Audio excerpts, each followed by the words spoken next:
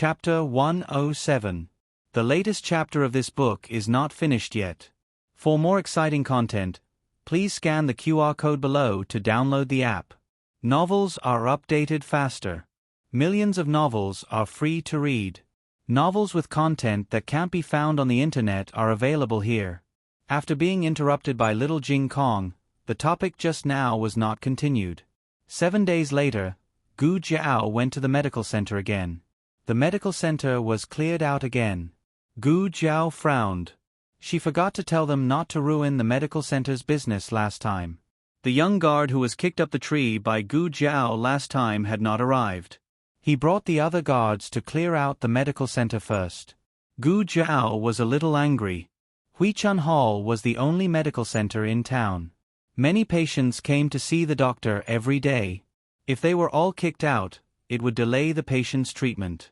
The man did not let Gu Jiao wait for long. He wore a bamboo hat and entered the medical center. There was a layer of gauze outside the bamboo hat, which covered his head appropriately. He could see outside, but the people outside could not see his face. Mississippi, the man greeted her with a pleasant expression. His tone was lighter than last time. Mrs. Medicine is really magical. My condition has not worsened. There was even a slight improvement. He did not say this for the time being. He was afraid that it was just his illusion. Gu Jiao was not in a hurry to see him. Instead, she said, in the future, you are not allowed to occupy the medical center. The medical center is not your private territory. You have no right to ask other patients to leave. The young guard gritted his teeth. What do you know? Do you know who my master is? Shut up. The man stopped the young guard. The young guard realized that he almost said something wrong and shut his mouth resentfully. Gu Jiao said lightly, I don't care who you are. In short, you are a patient here. All patients are treated equally. You are not judged by your status, but by the severity of your condition. The man slapped the table and said passionately, not judged by status, but by the severity of your condition. If all the doctors in Zhao country can be like you, why worry about not being able to cure the people? You are a woman, but you have such awareness. Take off your pants. Gu Jiao interrupted him. The corner of the man's mouth twitched. Couldn't he wait for him to finish flattering him? Gu Jiao began to examine him. All the servants had left, leaving only the doctor and the patient in the room. Even so, the man's face still turned red. On the other hand, Gu Jiao was extremely calm. The man finally couldn't help but ask with a red face, Miss, how can you be so calm? Gu Jiao said, Oh, I've seen a lot. Man. What kind of vicious words were these? The second injection today. Gu Jiao took out the penicillin. The fear of being injected surged into his heart, and the man panicked. Wait, can I? Ugh. The man's body stiffened and he bit the blanket. The current dynasty's provincial examination was around the same time as the previous dynasties, in the 8th month. However, in order to get to the provincial capital early, some of the examinees from the more remote areas set off from their homes in the 6th month. Xiao Lulang was escorted by the Lin family's 1,000-mile horse carriage, so there was no need for him to be in such a hurry. However, he couldn't leave too late either. The two of them made breakfast in the kitchen. Gu Jiao asked Xiao Lulang, when do you plan on leaving? In 3 days. Xiao Lulang said. Is Feng Lin going as well? Yes, he's going as well. That's good. We'll have someone to look after on the road. Gu Jiao was at ease with Feng Lin's work. He might not take good care of himself, but he would definitely take good care of Xiao Lulang. Thinking of something, Gu Jiao asked, will we pass by Song County? Song County was Feng Lin's hometown. Xiao Lulang, his mother, and his older brother had also lived in Song County. Xiao Lulang shook his head. No, the direction is different. If we go to the capital by water, we can pass by. Song County had a canal, and the imperial court had 2 major salt transportation routes. One of them was near Song County. Gu Jiao said, Oh. On New Year's Eve, Feng Lin's family had shed many tears. If he could go home, it would be very comforting. Gu Jiao said, then I wish him success in the provincial examination. Next year, he'll go to the capital to take the exam. While he's there, he'll go home. These words had no hidden meaning, but Gu Jiao felt that something was wrong. How could she forget that Principal Li had told her that Xiao Lulang did not want to go to the capital to take the exam? She had never tried to persuade him to do anything. He had his own life and his own choices. 3 days passed in the blink of an eye. It was the day that Xiao Lulang left for the provincial capital. Steward Zhou had rushed the carriage to the village early. He knew that they needed to load the luggage, so he had the carriage stop in front of Gu Jiao and Xiao Liulong's door. The Lin family was the richest family in the provincial capital and was the overlord of the salt transportation. Their family's carriage was even more luxurious than the marquis's. There were 4 tall and powerful horses that were taller than a grown man. According to the rules, merchants were not allowed to enjoy such a high-standard carriage. This was a privilege given to the Lin family by the imperial family. The carriage was large enough, and there was even a soft couch inside. It was an ancient caravan. Gu Jiao was quite satisfied with sitting in this carriage to go to the provincial capital. There were many people in the village who came to watch the fun, but they did not dare to approach because of the guards and the horses. Only Go Hua, who always grew grass next door, did not fear the tiger. He climbed onto the carriage with all his might. Xuaningxiang awkwardly wanted to carry him down, but Go Hua refused. Steward Zhou smiled and said, "It's fine. Let him sit on the carriage. Just make sure he doesn't fall." Xuaningxiang understood that she was riding on the coattails of her neighbors. She was a young widow in the village and had been looked down upon by many people behind her back. Sometimes, people were not evil, but the environment was cruel. When evil became a custom, good people would also raise their butcher's knife. But today she, a young widow who was looked down upon by others, could openly sit in the carriage with her son in her arms, which the villagers did not dare to approach. She suddenly felt a sense of exaltation and elation. They were going to be back for a long time, so Gu Jiao prepared a lot of luggage for them. Feng Lin jumped off the carriage to help her carry the luggage, and listened to her explain what was in each bag. Little Jing Kong found his brother-in-law and started a conversation with him. The location was still the latrine. Xiao Lulang was speechless. What was the little monk's weird habit? Did he have to take off his pants to talk to people? Little Jing Kong sat on his small toilet bowl majestically. Those who did not know him would think that he was sitting on the dragon throne. He was very domineering. He said seriously, "You are going to leave home again. This time, you will be away for a long time. Take care of yourself and don't let the family worry." Xiao Lulang did not want to hear the little trumpet girl's voice at this time. Little Jing Kong continued, "Also, you are a mature examinee. Don't rely on others to motivate you. You must learn to be the first in the exam." Xiao Lulang was speechless. "Are you the one who helps me to be the first in the exam every time? Okay, stop talking so much. Take care." After saying that, little Jing Kong stretched out his little hand, intending to pat his brother-in-law's shoulder like an elder. However, he forgot that he was sitting on the small toilet bowl, so he only patted Xiao Liulong's butt. Xiao Lulang turned his head to look at the little hand that was grabbing his butt. He was speechless. There were no classes in the private school today. Gu Yan was a person who liked to sleep in, but he still asked Gu Shaoshun to wake him up and get up to say goodbye to his brother-in-law. Then he went back to his room to sleep. "Is this all?" Feng Lin took the last bag and asked Gu Jiao. Gu Jiao nodded. "Yes, this is Liulong's food. I also made some pickles for you to eat on the way." "Okay." Feng Lin happily went to the kitchen to get the pickles. Seeing him come out with a big jar of pickles, Steward Zhou thought to himself that the Lin family was the richest family in the provincial capital. How could they lack good food? Not long after Steward Zhou tasted the pickles, he began to complain that Feng Lin did not bring 2 more jars. This time, they were really done packing.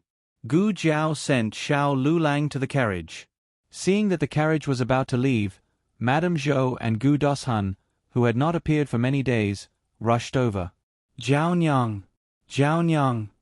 Madame Zhou changed her usual cold face and put on an extremely flattering smile.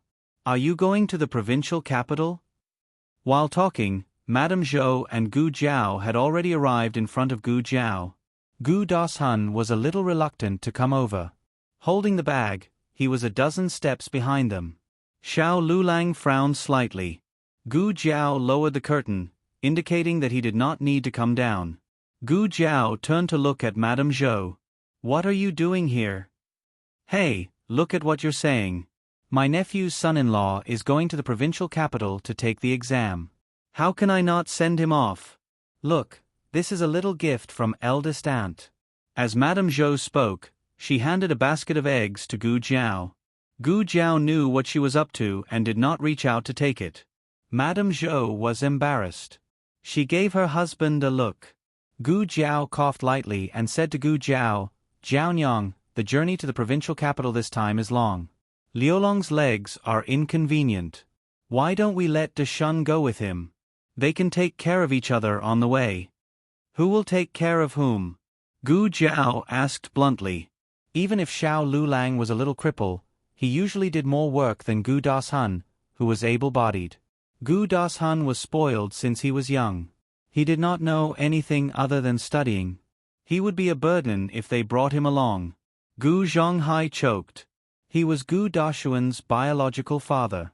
How could he not understand that Gu Dashun could not take care of himself when he left home? His clothes in the academy were brought home to be washed. If not, how could he beg Gu Jiao to let Xiao Lulang bring him along? Originally, Gu Zhonghai planned to bring Gu Dashun to the provincial capital himself. But life was hard at home and they could not afford the travel expenses of two people. He also heard that Xiao Lulang was tutoring people recently. The other party was from a wealthy family in the provincial capital and did not lack money. With Dashun's help, not only did they save on travel expenses, they also did not have to fork out money for food and clothing. He advised earnestly, Jiaonyang, eldest uncle has wronged you in the past, but your eldest brother has never offended you, right? Your eldest brother is focused on his studies and does not know about our grievances. He has never interfered. Your parents doted on your eldest brother so much when they were alive. How can you bear to see your eldest brother suffer? Gu Sanlang and his wife did dote on Gu Dashun when they were alive. But how did Gu Dashun, who was loved by them, treat Gu Jiao's mother? When Gu Jiao's mother was bullied, did Gu Dashun stand up for his sister? In that dream, Gu Dashun even framed his own brother-in-law, Xiao Lulang, for his own selfish reasons. He did not do so in the end, not because he found his conscience, but because Gu Jiao intervened. So even if the grievances between Gu Jiao and the elders were ignored, Gu Dashun was definitely not innocent. Zhou Shi helped. That's right, Jiaonyang. Just let them bring Dashun along. Look at how spacious this carriage is. One more person won't be a problem. Just let Dashun sit for a while. The coffin underground is also quite spacious. Why don't you go in and lie down? The matriarch casually walked out. The villagers laughed. Liulong's grand-aunt's eloquence really did not disappoint. Zhou Shi almost choked on her words. How can you say that? The matriarch spread her hands. I use my mouth to speak. Could it be that you use your butt? Zhou Shi was so angry that she fell backwards. The villagers laughed until they fell down. She was mocking Zhou Shi for her nonsense. But Zhou Shi was also to blame for digging her own grave. Did she not know that there was no joke in the world that the matriarch could not answer? In any case, she was the champion of the last imperial harem. The 3,000 concubines in the harem were all obedient to her. What was a mere Zhou Shi to her? He's not even a child of your Gu family. Why are you still blaming us? The matriarch pointed at Gu Dashun, who was not far away. If you really want to bring him along, it's fine. But let's make things clear first. Liulong's legs are not good. He's not going to be Liulong's boss. He's going to take care of Lulang. Gu Zhonghai politely said, Of course. Of course. It was fine as long as he could get on the carriage. If he really went to Dashun and did not take care of Lulang, could Lulang chase Dashun away? Scholars valued their reputation the most. If Xiao Lulang really dared to do this, they would go to the yamen and make a fuss. They would ruin Xiao Liulong's reputation. The matriarch said, "Words are no proof. I'll write it down. Xiaoshun, bring me a pen." Gu Xiaoshun went to the west room to get a pen. The matriarch said slowly, "Write it down clearly. Gu Dashan will wake up at 3 o'clock every day to buy breakfast for Lulang, iron his clothes, wake Lulang up, help Lulang take off his clothes, wash his face, and rinse his mouth. He has to personally deliver everything to Lulang. He has to wash Liulong's clothes and empty Liulong's chamber pot." Zhou Shi's expression changed drastically. "Why is there a chamber pot?" The matriarch ignored her and continued, "When the weather is hot, he has to fan Lulang. When there are too many mosquitoes, he has to kill mosquitoes for Lulang. He can only sleep when Lulang is asleep. If Lulang wakes up in the middle of the night, he has to wake up. In short, he has to unconditionally satisfy any request of our Lulang. Also, he is not allowed to talk back. He is not allowed to be disobedient. Otherwise, Lulang can beat him." You. Zhou Shi was so angry that her heart hurt. She almost leaned on Gu Zhonghai. However, Gu Zhonghai's expression was not much better than hers. Mrs. Zhou burst into tears and snot. "My fellow villagers, please be the judge. How is this taking care of him? He is clearly ordering our Dashan servants around." The matriarch looked innocent. "Huh? This is a servant? You have been treating the orphan of the third branch like this for so many years. I thought that your Gu family likes to take care of people like this." No matter how thick-skinned Zhou Shi was, she couldn't stand it anymore. She left Gu Jiao's house with her husband and son in disgrace. Gu Jiao lifted the curtain of the window and handed a money bag to Xiao Lulang. "I put some broken silver and banknotes in it." There were 10 taels of silver and 100 taels of banknotes. In fact, the card of the bank was also in it, but it was sewn secretly. Xiao Lulang nodded, took the money bag and said to her, "Let's go." "Okay." Gu Jiao nodded and watched him leave the village. When the carriage disappeared at the entrance of the village, she turned and went into the house. Gu Jiao looked at the empty West house. Oh, he really left. As soon as she finished speaking, she sensed a shadow suddenly appear on the ground. She turned her head in a daze and saw Xiao Lulang appear at the door for some reason. "Why are you back?"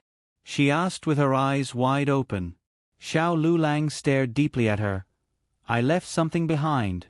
Gu Jiao watched him walk towards her and a series of little red hearts suddenly flashed through her mind. Was it me? Was it me? Was it me? Did he leave me behind? Gu Jiao looked at him with blinking eyes. Then, he walked past Gu Jiao. "Gu Jiao." Xiao Lulang came out of the West House with a certificate for the provincial examination in his hand. "Without this, you can't enter the examination room."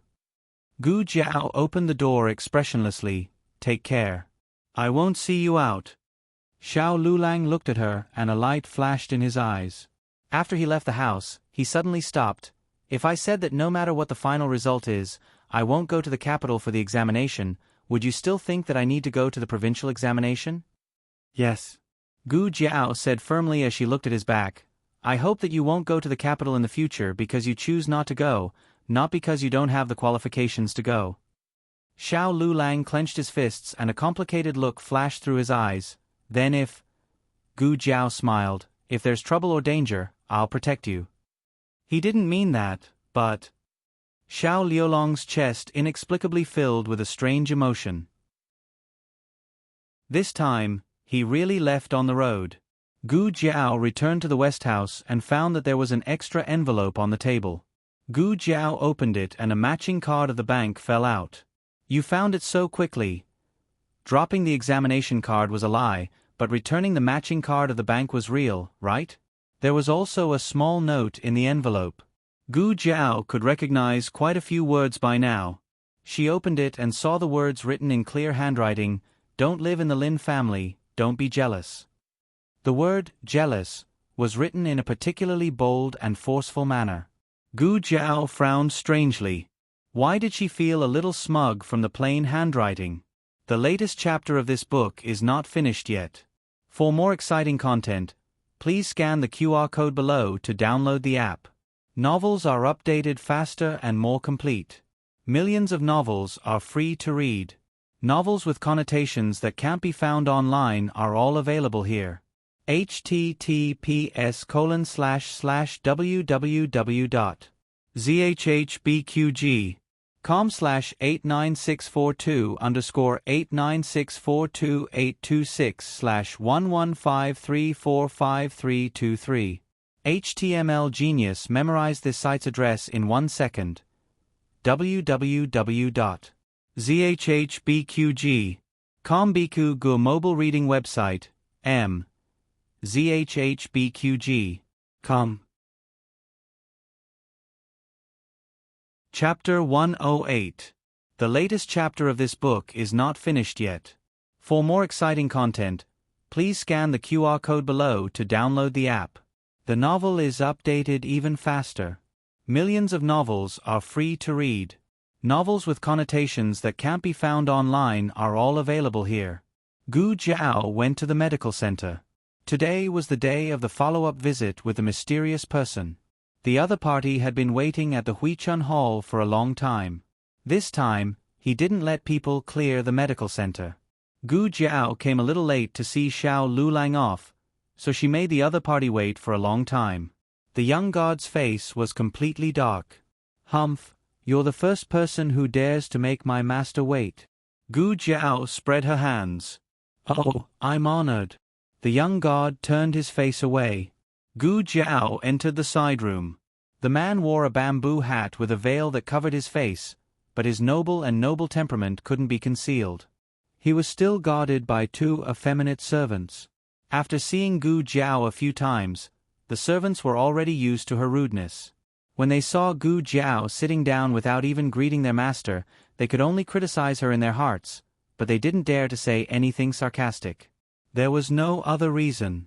Their master's illness was really cured by this little girl. Gu Jiao gave him a total of 3 injections of benzathine penicillin, 1 every 7 days. The last one was done last month. Today, he came for a follow-up visit. Gu Jiao took his pulse and examined him. "I'm cured, right?" The man's voice couldn't hide his joy.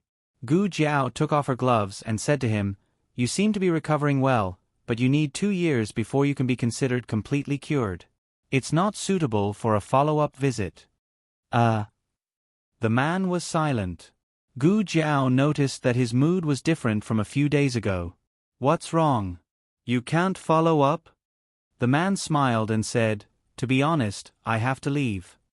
"Oh." Gu Jiao was not surprised. Given his accent, Gu Jiao knew that he was not a local. He might not even be a native of Yuzhou province. He came from a place further away. As for the specific location, Gu Jiao could not guess. The man said amiably, "However, I believe that I have been cured by Mississippi. May I take the liberty to ask, Miss, your medical skills are so brilliant, where did you learn them from?" Gu Jiao said, "I have many teachers." This was the truth. In her previous life, she had studied medicine at a university and a research institute. After that, she had entered the research institute. There were indeed many teachers who had taught her. The man was not someone who did not have good eyesight. Since Gu Jiao was not willing to talk about this topic, he did not pursue the matter any further. He said, "Many thanks to Miss for curing my illness. I came here today for another matter. I hope that I can solemnly thank Mississippi." "You've already paid the consultation fee, so there's no need to thank me." Gu Jiao was halfway through her sentence when she saw the man take a brocade box from a servant and place it on the table. That brocade box was clearly not an ordinary item. Gu Jiao seamlessly changed the topic. "If you really want to give me a gift of thanks, then I can only reluctantly accept it." The servant simply couldn't bear to watch. If you have the ability, then have some backbone. Continue to say that you don't want it." The man gave a tolerant smile and pushed the brocade box to Gu Jiao's hand. Gu Jiao opened it and saw that it was an exquisite jade folding fan. Gu Jiao held the fan in her hand. It was slightly cold to the touch, and the jade was clear. It was truly a good fan. "Do you like it?" the man asked. Gu Jiao had a hesitant expression. The servants were dumbfounded. No way, a fan made of 1,000-year-old cold jade. She didn't even like it?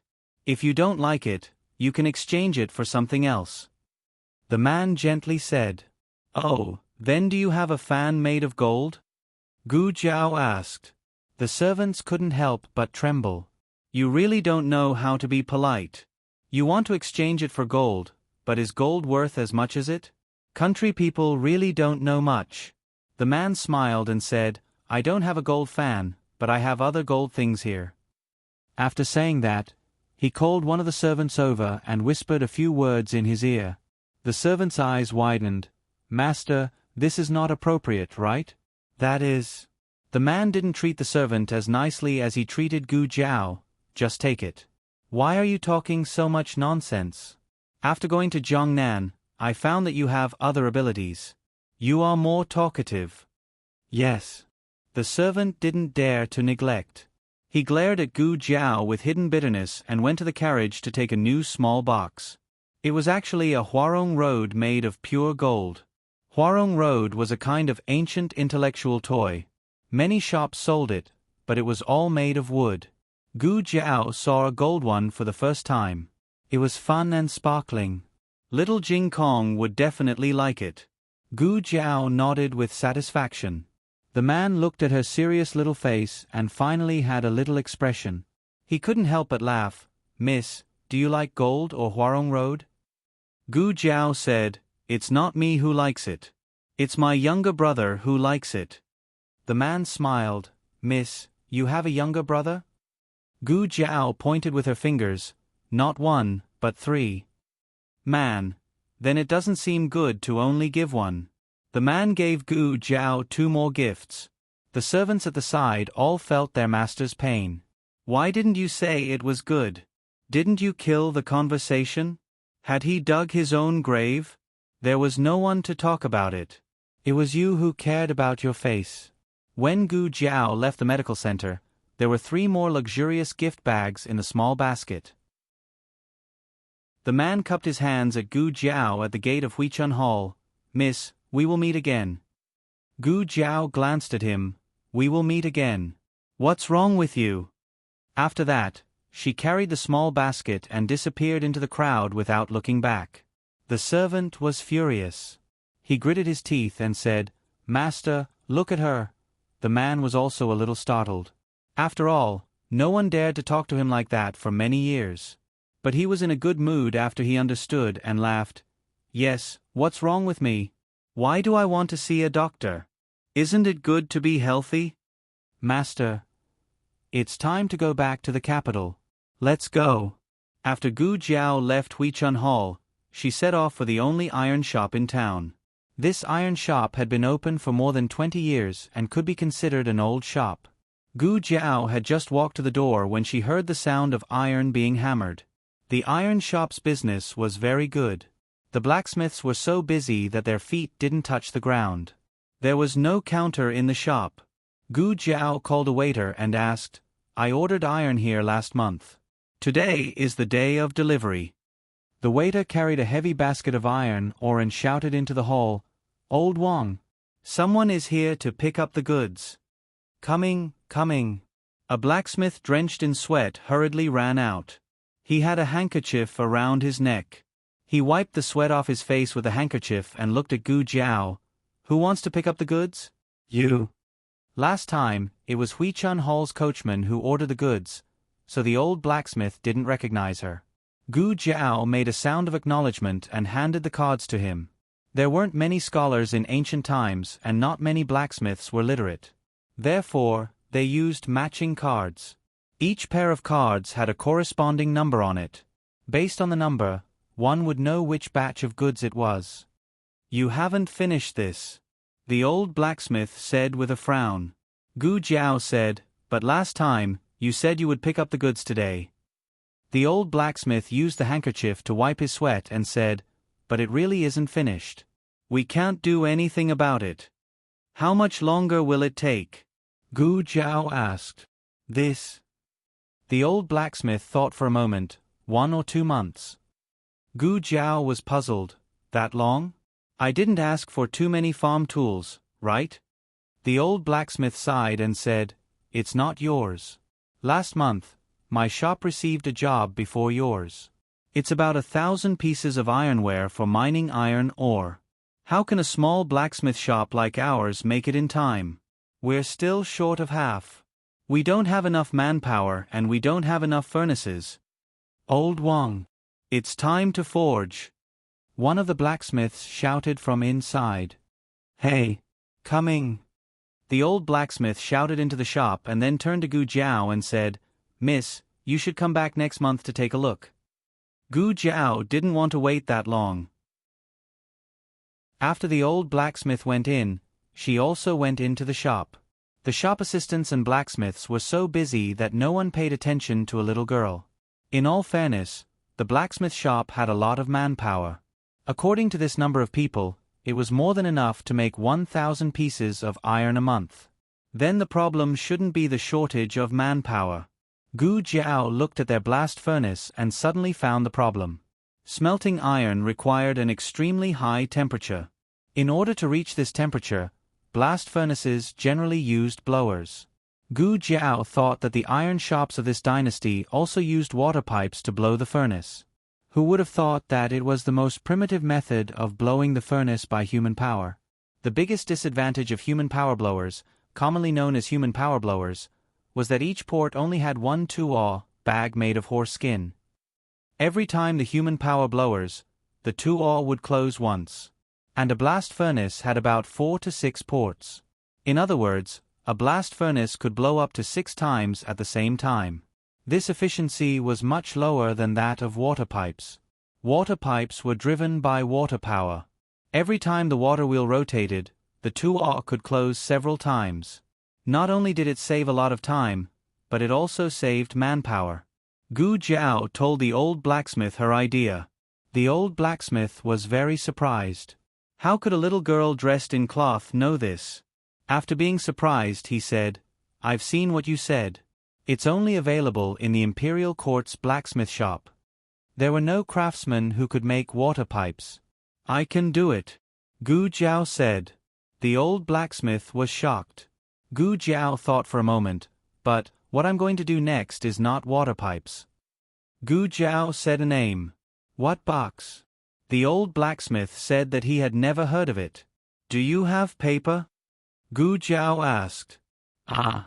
The old blacksmith was shocked silly by Gu Jiao and didn't react for a long time. Gu Jiao simply found a piece of blue stone on the ground, took out a charcoal pencil from her purse, and concentrated on drawing. The other blacksmiths were attracted by her. The old blacksmith scolded, What are you looking at? Go to work. The blacksmiths were afraid of the old master's prestige, so they suppressed their curiosity and went to work. However, they still looked at Gu Jiao from time to time. What was this little girl drawing on the ground of their iron shop? The old blacksmith finally couldn't hold back and asked, Miss, what are you doing? Drawing. Gu Jiao said concisely. Why are you drawing on my ground? I'll have to find someone to wipe it later. It's too troublesome. Gu Jiao smiled. I'll let you finish the remaining 1,000 pieces of iron in 10 days. Don't you want it? 10 days? The old blacksmith stood up with his hands on his hips. Stop joking. He was a blacksmith, so how could he not know? Even if everyone in the iron shop didn't sleep or rest, it would still take at least a month. Unless they used the Imperial Court's water pipes, but that would still take 20 days. I'm not joking. The old blacksmith expressed his disbelief. If I do it, then what? The old blacksmith crossed his arms and looked down at her. If you do it, then I'll make your iron for free and won't charge you a single copper coin. Not only that, I'll also take care of all your iron in the future. I won't take a single coin from you. Gu Jiao seriously thought about it and felt that this deal was feasible. All right, I agree. The old blacksmith pouted. What do you mean you agree? You're bragging to the heavens. Gu Jiao quickly finished drawing and nodded her head in satisfaction. It should be like this. Go and find a carpenter later. The old blacksmith's mouth opened wide. What? Gu Jiao rolled up her sleeves. Don't be in a daze. If you keep on being in a daze, you won't be able to finish your iron. After saying this, Gu Jiao stood up and put the charcoal pencil back into her purse. Then she washed her hands and turned around to leave. The old blacksmith's face was filled with confusion. This can't be, right? Was this little girl toying with him? How could she understand these things? But for some reason, the old blacksmith thought of the other person kneeling on the ground and calmly drawing. He still went to call the carpenter next door. The carpenter was knowledgeable. After looking at the blueprint on the bluestone board, his eyes immediately changed. Who drew this? What's wrong? The old blacksmith asked strangely. The carpenter didn't answer his question. He knelt down and touched the blueprint on the ground with both hands as if he was looking at a treasure. However, he was afraid that he would touch it, so he didn't dare to touch it. This cautious look made the old blacksmith puzzled. The carpenter's eyes lit up. Without saying anything, he went back to the shop and grabbed a pen and paper. He knelt on the ground and began to copy the blueprint devoutly. He had a vague premonition that this might be the most amazing thing he had ever done in his life. The old blacksmith was confused. He stared at the blueprint on the bluestone board. What's going on? Can it really be made? The latest chapter of this book is not finished yet. For more exciting content, please scan the QR code below to download the app. Novels are updated faster. Millions of novels are free to read. Novels with content that can't be found on the internet are all available here. https://www.zhbqg.com/89642/826/115341479. HTML Genius memorized this site's address in 1 second. www.zhbqg.com Bikuj mobile reading website. zhbqg.com. Chapter 109. The latest chapter of this book is not finished yet. For more exciting content, please scan the QR code below to download the app. The novel will be updated more quickly. Millions of novels will be read for free. There are all kinds of novels that can't be found on the internet. When Gu Jiao returned home, Gu Yen was already awake. He was sitting in the living room with the old lady and eating sweet and sour eggs. Seeing Gu Jiao enter the room, the old lady quickly pushed the sweet and sour eggs in front of Gu Yen. She said righteously, "I said I won't eat it. You have to be filial to me." Gu Yen was speechless. Who was the one who took away half of his sweet and sour eggs? The sweet and sour eggs were made by Xuaningxiang. Of course, the old lady didn't show up. She just encouraged Gu Yen to ask for it. Xuaningxiang couldn't resist Gu Yan's charm. She cooked a big bowl for him without hesitation. Little Jing Kong and Gu Shaoshun also had a small bowl each. Gu Shaoshun ate quickly. He had already returned to his room to study his wood carving. Little Jing Kong was still practicing on the tree trunk. He hadn't started eating yet. Gu Jiao decisively confiscated the old lady's sweet and sour eggs. In fact, the old lady who had already eaten half a bowl wiped her mouth and returned to her room. As long as I eat fast enough, Jiao Jiao won't be able to catch me. Gu Jiao gave the 3 gifts from the man to her 3 younger brothers. She didn't need to ask, and the 3 of them accurately found what they liked. Little Jing Kong picked up the shiny golden Huarong Dao and couldn't put it down. Gu Yen picked a jade thumb ring made of 1,000-year-old cold jade. It was better than the original one. Gu Shaoshun got a dagger that could cut iron like mud. This dagger was smaller than a normal dagger. It was easy to carry and could be used as an excellent carving knife. The 3 of them were very happy. Xuaningxiang was helping Gu Jiao clean up the backyard. Xuaningxiang often came over to help. In return, Gu Jiao would help Xuaningxiang to work in the fields. Occasionally, the old lady would help Xuaningxiang to look after the children. The main reason was that Go Hua was a man of few words. If you gave him a candied fruit, he would lick it for the whole morning. The old lady's ears were very quiet, so she naturally felt that Go Wa was easy to take care of. Little Jing Kong. Great Aunt. You're eating the candied plums again. Jiao Jiao. Great Aunt is eating candied plums again. She already ate 5 today. Little Jing Kong, who caught the old lady right after he finished practicing, thought, Great Aunt is too naughty. I told you not to eat, but you always secretly eat.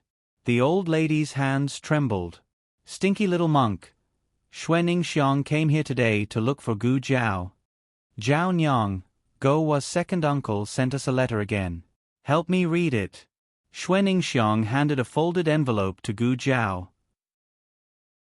Ever since Gu Jiao learned how to read from Xiao Lulang, Xuening Xiong didn't ask Xiao Lulang to read the letter.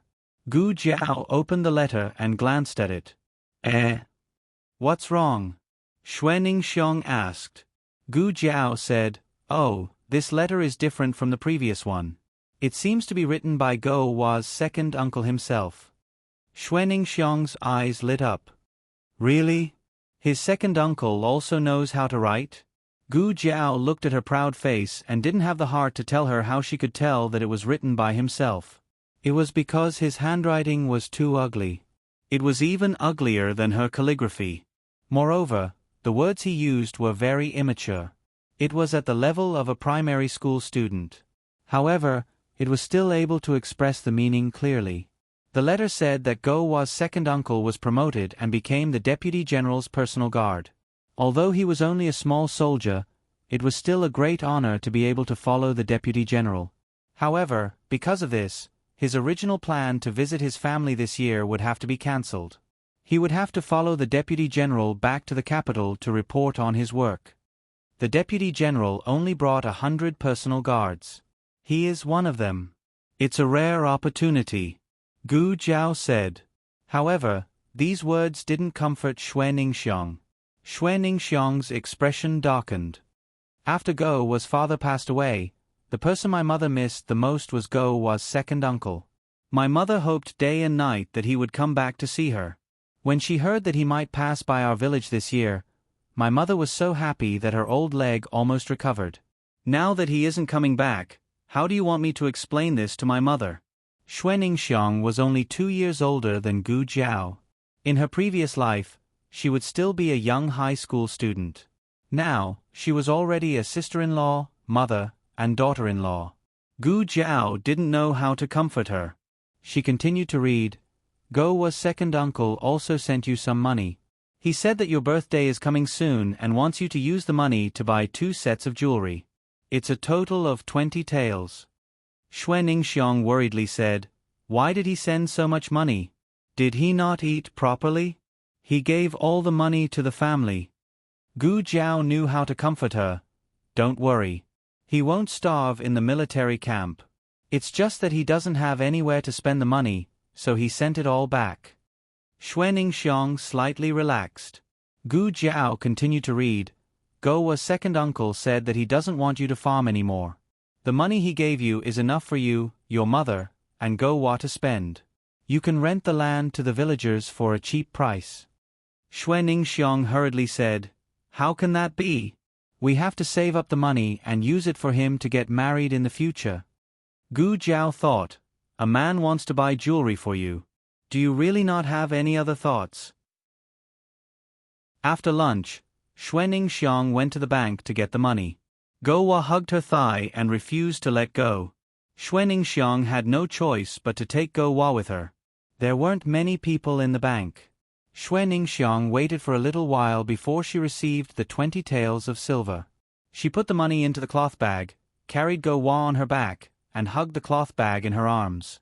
When she came out of the bank, she was bumped into by a young man who was dressed like a scholar. Do you have eyes? How can you walk? The scholar impatiently patted the arm that Xuening Xiong bumped into. Xuening Xiong embarrassedly apologized. I'm sorry. The scholar's companion said, Forget it. Don't mind her. We still have to rush to the exam. We can't afford to be late. When she heard that she had to pay, Xuening Xiong's face turned pale. Fortunately, The scholar was persuaded to leave by his companion. Xuanning breathed a sigh of relief. But soon, she found that there was something wrong with her cloth bag. It seemed to be a lot lighter. She hurriedly took out her bag and was instantly dumbfounded. Her 20 taels of silver were all gone. Xuanning thought of the scholar just now. The expression in her eyes changed and she chased after them. Wait! The two young men stopped in their tracks. The scholar who bumped into her turned around and looked at her impatiently. What are you doing? Xuanning gathered her courage and said, You stole my money. What? The scholar was puzzled. There was also a trace of shame and anger from being wrongly accused. Xuanning was originally a bully at home. She was amenable to the soft but afraid of the hard. If she really confronted two grown men, she was more or less afraid. But that was 20 taels of silver. It was such a large sum of money. Go Wa's second uncle risked his life to earn it. She couldn't let others steal it. It's you. She forced herself to gather her courage. I just came out of the bank. The whole way, I covered myself up tightly. Just now, I was bumped in to buy you. And the money was gone. The scholar rolled up his sleeves and was about to get angry. His companion pulled him back. What are you doing? Why are you arguing with an ignorant woman? The scholar snorted. It's not that I want to argue with her. She's the one who blackmailed me. His companion sighed. Forget it. The exam is more important. Don't pay attention to her. For your sake, I won't report it. The scholar snorted coldly and turned around to leave with his companion. Xuanning rushed forward and grabbed the scholar's arm. Give me back my money. You're crazy. The scholar angrily stomped his feet and pushed her hand away. Xuanning rushed over again. As the two of them pulled and pulled, the surrounding commoners surrounded them. The scholar indignantly said, You said that I stole your money. Can you show me the evidence? If you blackmail me again, I'll report it. Since you're a woman and you're carrying a child on your back, I thought you were honest. Don't you feel ashamed bringing a child to do such a despicable thing? You. Xuanning face turned green from his words. The surrounding people began to point at them. In today's world, men were superior to women. Moreover, everything was inferior except for studying. No one would believe that Xuanning was a widow compared to a scholar. The scholar bitterly said, I'm kind and won't report it. First, because you're a woman. Second, because we're rushing to the provincial exam. We don't have time to argue with you. This is too much. How can she blackmail a student who's rushing to the exam? Does she have any conscience? Isn't that right? She studied hard for 10 years just to be blackmailed by her? Look at her. She's not a good person. The passers-by began to criticize Xuanning. Xuanning felt so wrong that tears came out of her eyes. She didn't blackmail them. She really lost the money. Go Wa was originally asleep, but he was also woken up by the noise. Seeing that he and his mother were surrounded by a group of people, he cried out in fear. Dean Lee had just come out of the dessert shop and was about to go to the town's medical center when he heard a heart-wrenching cry. This voice was a bit familiar. Dean Lee paused and then walked over. At this moment, Xuanning was being criticized by everyone behind her back. No one believed what she said. Dean Lee quickly recognized her. She was his beloved student's neighbor. Then he recognized Go Wa, the little fatty who called him father. Dean Lee walked into the crowd. He was the dean of Chenxiong Academy. Even if he wasn't wearing the clothes of a teacher, his scholarly and noble aura could still suppress the crowd in an instant. What happened? He asked. Xuanning was already sobbing. The scholar said, This little woman blackmailed me. Dean Lee asked, What did she blackmail you about? The scholar angrily replied, She said I stole his silver. Dean Lee asked again, Did you steal it? The scholar exploded, What are you talking about? Of course I didn't steal it. I already said that she blackmailed me. Didn't you hear me? An auntie who was watching the commotion said, That's right. The two of them are students who are going to the provincial capital to take the exam. They are really unlucky to be blackmailed by this woman. Deanly looked at the two of them. Which private school are you from? The scholar straightened his back and said, We are from Tianxiang Academy. Deanly's eyes slightly narrowed. Is that so? What are your names? Which class are you from? What does it have to do with you? The scholar impatiently asked. Deanly faintly smiled. I am the dean of Tianxiang Academy. I don't remember the academy accepting you two as students. The scholar and his companions' faces changed. The surrounding people were shocked. Deanly calmly said to a young man beside him, I'll have to trouble little brother to report this to the authorities. Just say that someone here is pretending to be a student of Tianxiang Academy to cheat and bully women and children. The two of them were making a lot of noise, but they didn't report it to the authorities. Now that he had reported it to the authorities, who was real and who was fake, it would be clear. The young man's mind was filled with one sentence. Deanly is talking to me. Deanly is talking to me. I'll have to trouble little brother. Deanly gently said. The young man nodded solemnly and dashed toward the county office like a wisp of smoke. This was like a flood rushing against the Dragon King's temple. The scholar and his companions saw that the situation was not good, so they broke into a run. Deanly calmly said, I'll have to trouble the two of you to stop them. His words didn't have the slightest hint of a command, but they were inexplicably convincing. The two men who were watching the commotion caught the two of them. My money! Xuening Xiong cried. Deanly slightly nodded and walked forward. He searched the two of them and found Xuening Xiong's money. Seeing the money that she had lost and then regained, Xuening Xiong cried and was excited. In the end, she burped. Many thanks. Burp. Father. Go Hua saw Deanly. Xuening Xiong was so shocked that she didn't even burp. This child was randomly recognizing a father again.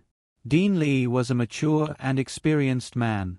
Of course, he wouldn't get angry over such a small matter. He had already asked the experienced teachers in the academy. When children first learned how to speak, they would call a woman mother and a man father. It wasn't a rare thing. Father. Go Hua wanted him to hug her. Xuening Xiong was so embarrassed that she wished she could find a hole to hide in. You're injured. Deanly saw the inch-long wound on her wrist. Blood was gushing out of it. She was so focused on getting the money back that she didn't notice that her wrist was cut by the other party's pendant. Deanly politely said, Give the child to me. The medical center is nearby. I'll take you to bandage it. Xuening Xiong hurriedly covered her wrist with her sleeve. No need. It's just a small injury. Deanly sternly said, You still need to see it. The weather is hot and it's easy to get infected. Xuening Xiong thought for a moment. I'll go by myself. I'm also going to the medical center. It's just on the way, Deanly said as he carried Go Hua, who kept reaching out to him. After Go Hua had a father, she didn't want her mother anymore. She wrapped her chubby little hands around Deanly's neck and buried her head in his arms. Xuening Xiong was so embarrassed. The two of them went to the medical center one after the other. Deanly sent his old mother to the medical center. The reason was that when the servant was cleaning the courtyard, he found that his old mother was eating mulberries and suddenly fainted on the rattan chair. Old Madame Li was old and it was very dangerous for her to be in such a situation. Deanly couldn't wait to invite the doctor home and directly sent her over. In the end, the doctor said, She's fine. Old Madame Li just fell asleep. Deanly was speechless. He was worried that old Madame Li would be hungry when she woke up, so he hurriedly went to a nearby snack shop to buy some osmanthus cakes that old people like to eat. After entering the medical center, Deanly found a doctor to treat Xuening Xiong's injuries. Go Hua was pressed down on the chair by Xuening Xiong. Deanly gave Go Hua a piece of osmanthus cake. Go Hua ate it heartily. As he ate, he looked up and realized that his father was gone. He climbed down from the chair and sneaked to find his father. In the end, he followed him into a side room. Old Madame Li slowly woke up. The moment she opened her eyes, she saw a little bean. The little bean was chubby, round, and cute. Old Madam Li waved at the little bean. Go-Wa was timid and retreated in fear. Coincidentally, Dean Li walked out from behind the green screen cabinet. Little Go-Wa rolled over and hugged his leg. Dad? Dad? Dad? Old Madam Li looked at her son and then at the little bean. Her cloudy old eyes lit up. The Bodhisattva had appeared. She had a little grandchild. Because Gu Jiao was unwilling to return home, Marquis Gu and Gu Jinyu's return to the capital was delayed. Marquis Gu's original plan was to bring Yao Shi and the twins back to the capital by the end of June at the latest. However, Yao Shi and Gu Yan were both staying here because of Gu Jiao. This made Marquis Gu very vexed. Gu Jinyu was even more vexed. Consort Shu had promised to hold a grand hairpin ceremony for her and confer her the title of county princess during the hairpin ceremony. Being a county princess was a rare honor. As long as she became a county princess, even if the news that she was not the Gu family's flesh and blood spread, it would not be too degrading. But if she could not even return, how could she talk about a hairpin ceremony? Gu Jinyu was so anxious that a blister appeared on her mouth. Marquis Gu came to visit her. Seeing her so angry, he could not help but feel distressed. How are you serving, young miss? The weather is so hot. Don't you know to cook fewer spicy dishes?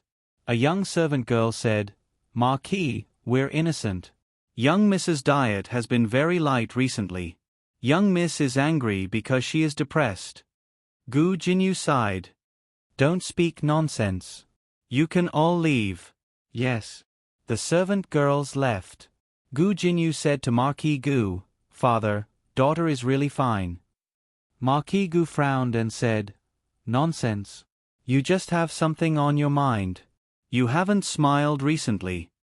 Gu Jinyu lowered her eyes. Daughter just misses grandmother. Grandmother is old and fell last year. Although she has recovered, her body is not the same as before. Daughter doesn't know how much more filial piety I can perform for grandmother. These words struck a chord in Marquis Gu's heart. Marquis Gu was usually filial. Furthermore, the old madam only had him and Consort Shu as her children. After Consort Shu entered the palace, the old madam rarely saw her. As a son, he could not attend to his mother. Just thinking about it made him feel unfilial. Marquis Gu frowned and decided to give Yao Shi more trouble. Who knew that Yao Shi's heart was as firm as a rock? If I don't go back, Yen won't go back either. Marquis Gu scared. Mother hasn't seen Yen in many years?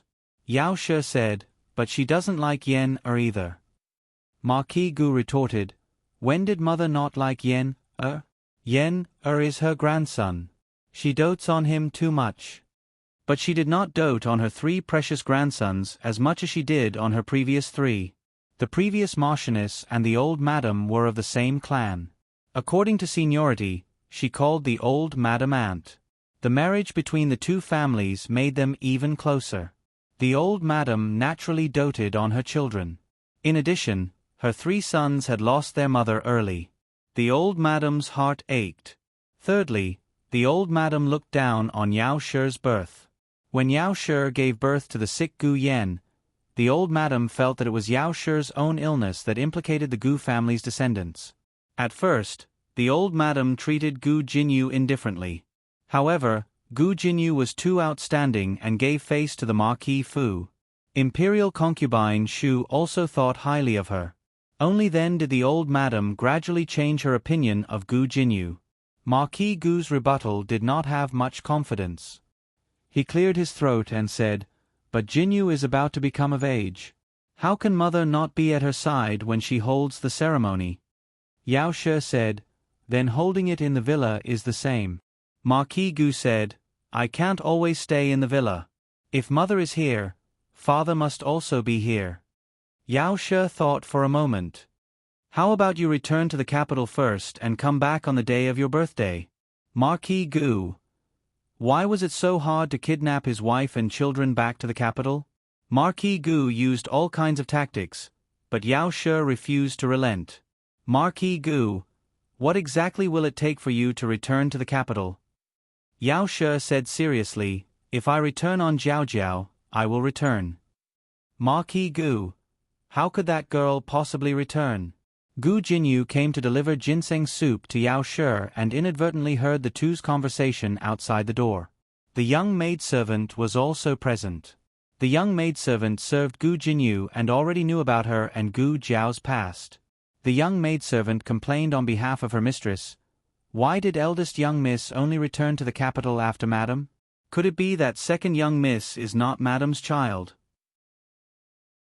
It was second young miss who has been filial to madam all these years. Madam is too biased. Gu Jinyu held the ginseng soup on the tray and did not speak. The young maidservant said, aggrieved, "On such a hot day, second young miss personally went to the kitchen to make ginseng soup for madam. She even burned her hands. What did that eldest young miss do? She caused madam to be so biased. Don't say any more. She is my older sister. She has suffered a lot. It is only right that mother dotes on her." Gu Jinyu finished speaking and left with a gloomy expression. For a few days, no one in the manor mentioned returning to the capital. The villa seemed to have returned to its peaceful days. It was not until the end of the month that a carriage arrived at the villa that the many days of peace were broken. Marquis Gu put on his official robes and tidied up his appearance. He personally went to the entrance of the villa to welcome the arrival of the other party. Dozens of guards lined up in a row, and a young man dressed in white slowly walked down from a carriage pulled by 4 horses in the lead. The young man's clothes were as white as snow and he looked extremely noble. Marquis Gu flicked the wide sleeves of his official robes and stepped forward. He cupped his hands and bowed. "This official greets Royal Prince N." The young man who was called Royal Prince and slightly raised his hand and said coldly and politely, "Marquis Ding, and does not need to be so courteous. My younger sister and I have traveled the world. This time, we are rushing back to the capital to take the examinations. We were passing by and suddenly came to disturb you. I hope Marquis Ding, and will not take offense." Marquis Gu smiled. "Royal Prince and is too serious. It is this official's honor for Royal Prince and your younger sister to visit my humble home. The weather is hot.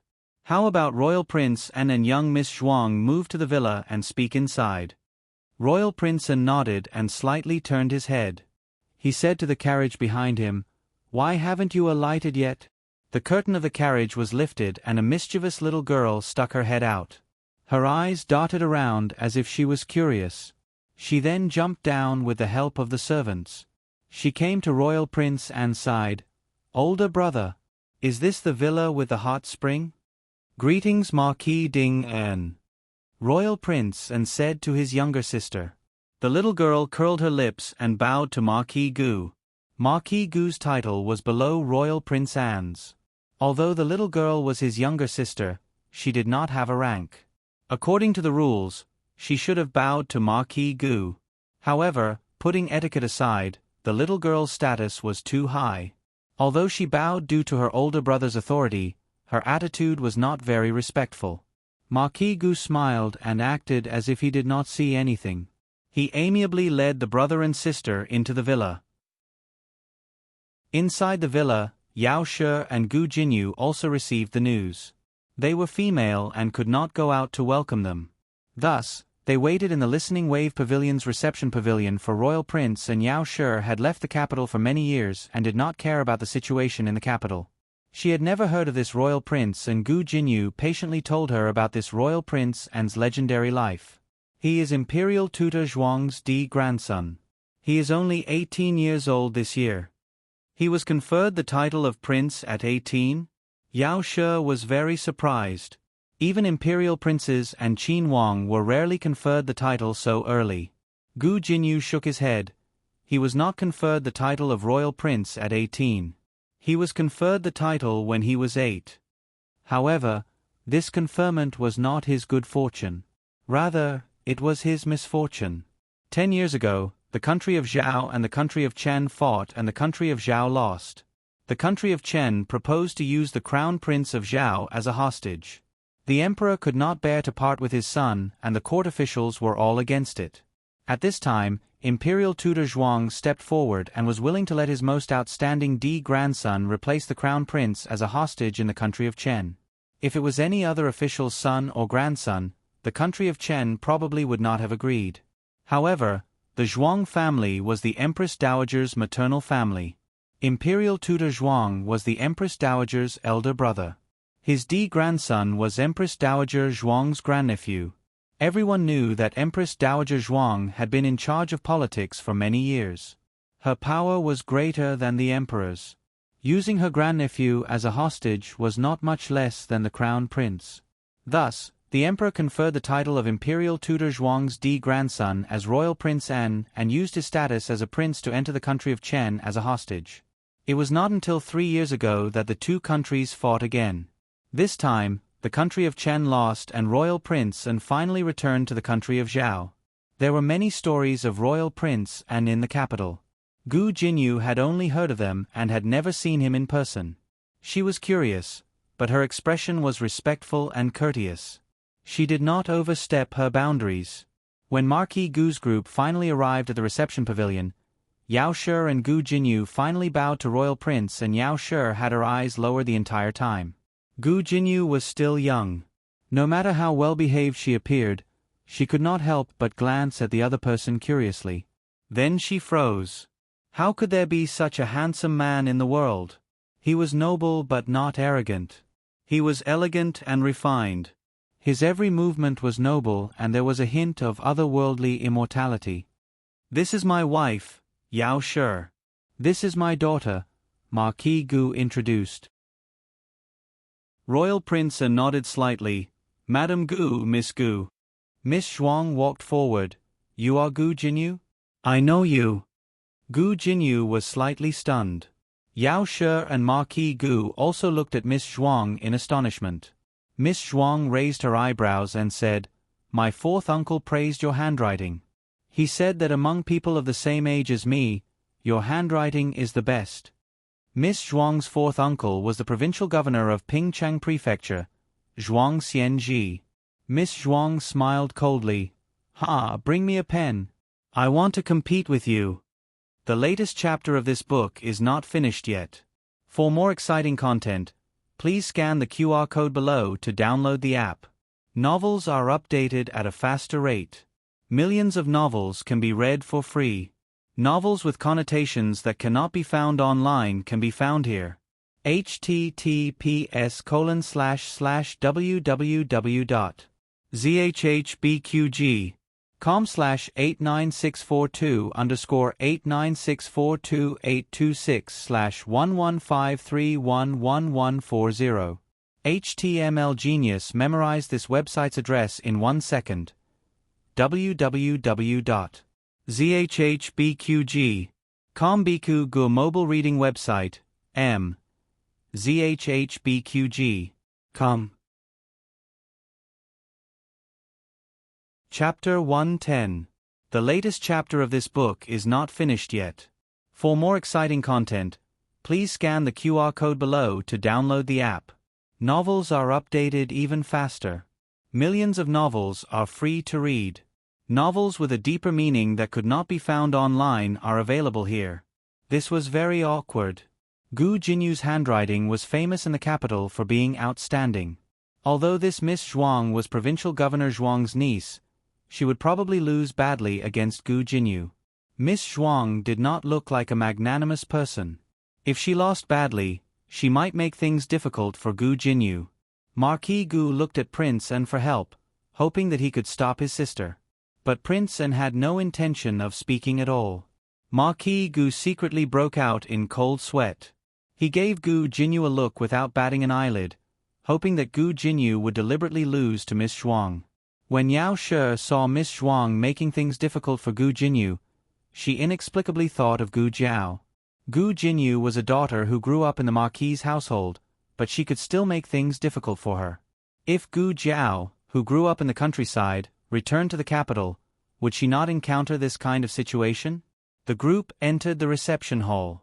The servants brought over brushes, ink, paper, and inkstone.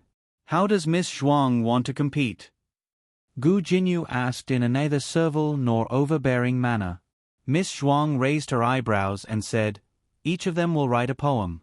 My brother and Marquis Gu will be the judges to see whose handwriting is better." "The same poem?" Gu Jinyu asked. Miss Zhuang snorted. "Of course. Otherwise, how can we compete?" This was what a layman would say. Gu Jinyu saw through it but did not expose it. "Miss Zhuang, please give us a poem." Zhuang Mengyun thought for a while, then waved her hand and wrote a poem written by Prince N. This was written by Prince N in his second year in the Chen Kingdom. He was not even 10 years old that year, but he had already written a 7-character quatrain filled with homesickness. His talent shocked the Chen Kingdom. The king of the Chen Kingdom pitied his talent and did not kill the hostage to vent his anger after the Chen Kingdom was defeated. Gu Jinyu knew which poem it was from the beginning. This poem was widely circulated in the Zhao Kingdom. While she admired Prince An's talent, she finished writing the entire poem smoothly. She was even faster than Miss Zhuang by a few strokes. After the two put down their brushes, the servants on both sides brought their works to Royal Prince An and Marquis Gu to judge. Marquis Gu had originally intended to say that Miss Zhuang was more powerful no matter what, but after he saw the two's handwriting, he didn't even have the courage to lie through his teeth. Was this really written by a human? In any case, Miss Zhuang was the granddaughter of Grand Tutor Zhuang, and her uncle was the literary master, Provincial Governor Zhuang. It could be said that the Zhuang family was full of scholars and none of them were cowards. Why did Miss Zhuang turn a corner? Marquis Gu broke out in cold sweat. "Daughter, didn't I tell you to give in to Miss Zhuang?" Forget it, with such poor handwriting, there was no way he could give in. Miss Zhuang clapped her hands and arrogantly asked, "How about it? Who won?" Royal Prince An smiled faintly. "Is there a need to ask? Naturally, you win." Marquis Gu was taken aback. How could he be so good at lying through his teeth? Gu Jinyu was also very surprised. Was Royal Prince An the kind of person who felt wronged by the truth? Miss Zhuang smiled proudly and was about to taunt Gu Jinyu when she heard Royal Prince An speak again. "In terms of making a fool of yourself, who can compare to you?" Miss Zhuang was stunned. Marquis Gu and Gu Jinyu were also stunned. He was too disrespectful to his own sister. After Miss Zhuang recovered from her shock, she put her hands on her hips and stomped her feet. Brother, how could you say that about me?" Royal Prince An calmly said, "Even a 3-year-old's handwriting is better than yours. If you can't even see this, then it's not that your handwriting isn't good, it's that your brain isn't good." Miss Zhuang was choked until her face and neck turned red. Royal Prince An said, "If you want to continue making a fool of yourself, then let's do it again. This time, do you want to compete in poetry, or do you want to take turns to lose to others in poetry?" Miss Zhuang was so angry that she didn't want to bother with him anymore. She flung her sleeves and walked away angrily. Marquis Gu was embarrassed. Royal Prince An's way of teaching your sister is really original. Royal Prince An said unhurriedly, "She's the youngest sister in the family. Her family has spoiled her. I've embarrassed myself in front of you, Marquis." Marquis Gu laughed dryly. "How can it be? How can it be? Miss Zhuang is delicate and lively. She's quite cute." Royal Prince An nodded slightly. "It's getting late. I'll go rest first. See you tomorrow." Marquis Gu, Lady Yao and Gu Jinyu bowed to him and respectfully sent him out. Watching his figure disappear into the night, Gu Jinyu murmured emotionally, "This Jun Wang is different from the other princes." Gu Jinyu often went to the palace to accompany Consort Shu and had seen many princes and princes. They were all not as outstanding as Royal Prince An, whether it was appearance, talent, or temperament. This kind of man, there was no woman in the world who could match him. Royal Prince An and Miss Zhuang were arranged to stay in the most elegant courtyard in the mountain villa. After Miss Zhuang returned to her room, she locked herself in her room. The maids wanted to comfort her but were all chased out by her. There was a knock on the door. Miss Zhuang said angrily, "Get out. No one is allowed to come in." "It's me," Royal Prince An said. "Brother." Miss Zhuang stood up agitatedly. But when she thought of her brother's embarrassment, she sat down with grievance. "I'm coming in," Royal Prince An said. He waited for a while before pushing the door open and entering. Miss Zhuang turned her back and showed him the back of her head. Royal Prince An said softly, "You were the one who wanted to travel with me. I said that I wouldn't spoil you like father and mother. You also agreed." Miss Zhuang choked. She didn't expect her brother to keep his word. She thought that he would be like father and mother. He said that he wouldn't spoil her, but in reality, he would indulge her without any bottom line. She choked, "I'm your sister, but you're helping outsiders bully me." Royal Prince An didn't argue with her. He walked forward and handed her a palm-sized box. "What is it?" Miss Zhuang asked indifferently. "You'll know when you open it," Royal Prince An said. Miss Zhuang looked at the box in her brother's hand. Her brother's hand was really beautiful. It was as exquisite as a jade carving. Even if jade was in his hands, it wouldn't be as good as his. Miss Zhuang sighed and took the box. She opened it and found a luminous pearl inside. She loved these exquisite and fun things, and her attention was immediately attracted. Royal Prince An said, "It's a 5-colored luminous pearl. It's the treasure of the king of Chan country. I used 2 poems to exchange for it." Once she heard that it was the treasure of the king of Chan country, Miss Zhuang loved it even more. Her brother still loved her. Miss Zhuang was happy. However, when she thought about how she compromised so quickly, she felt a little embarrassed. She cleared her throat and said seriously, "You're not allowed to help outsiders bully me in the future." After comforting his sister, Royal Prince An returned to his room. A man in black walked out from behind the screen. He cupped his hands and bowed. "Royal Prince." Royal Prince An said, "Are all your people here?" The man in black said, "They're all here. They're hiding outside the villa and waiting for your orders at any time." Royal Prince An said, "Tell them that they don't need to hide in the dark. Just change into civilian clothes." The man in black thought and said, "Royal Prince, are you sure she's in Qingchuan town?"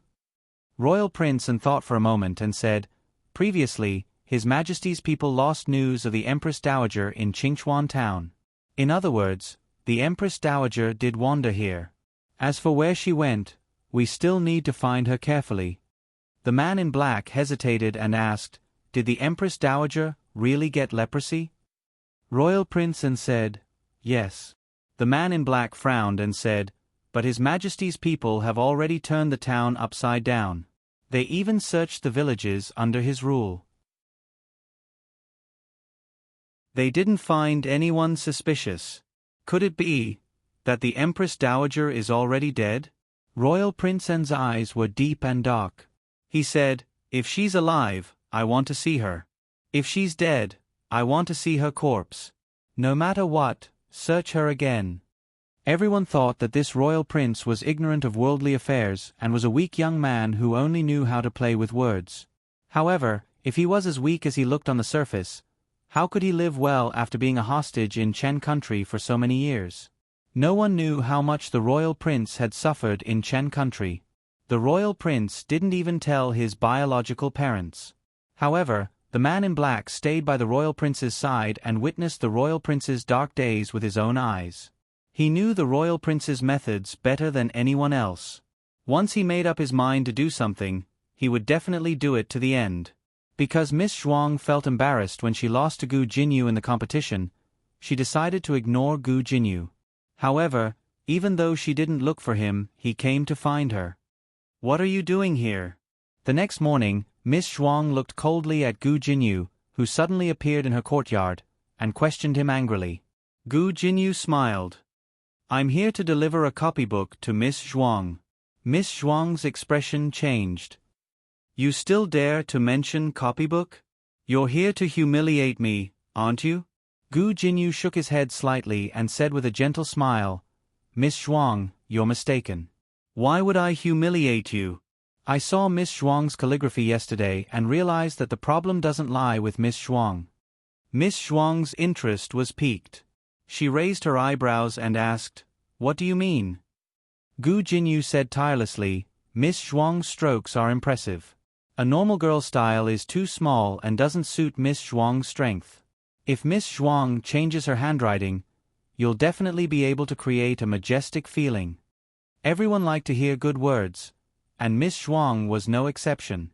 Her repulsion towards Gu Jinyu instantly lessened. At least you have some eyesight.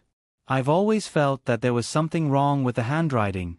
No matter how I practice, it doesn't work. Why don't Miss Zhuang try this? Gu Jinyu took out a copybook and placed it on the stone table. Whose handwriting is this? Miss Zhuang asked. It's the young duke's calligraphy, Gu Jinyu said. Miss Zhuang immediately exploded. You want me to practice a man's handwriting? Gu Jinyu smiled and shook his head. Handwriting doesn't differentiate between men and women. It's just that women have less strength and it's easier to learn the style of a hairpin style. But if we're talking about handwriting, the young duke's handwriting is still the best. This was the truth.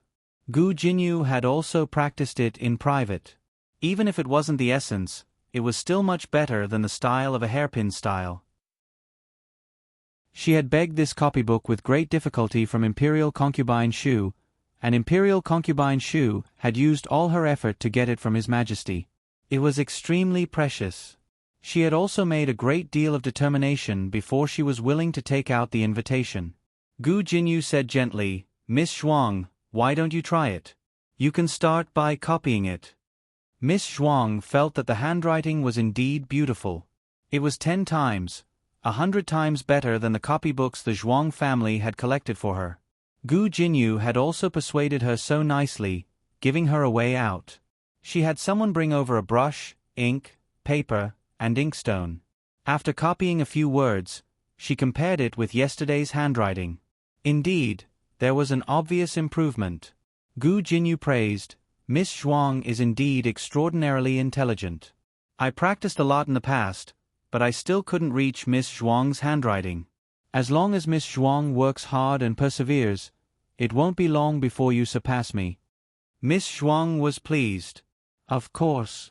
After Xiao Lulang and Feng Lin went to the provincial capital for the imperial examinations, Gu Xiaoshun brought Gu Yan and little Jing Kong for lunch.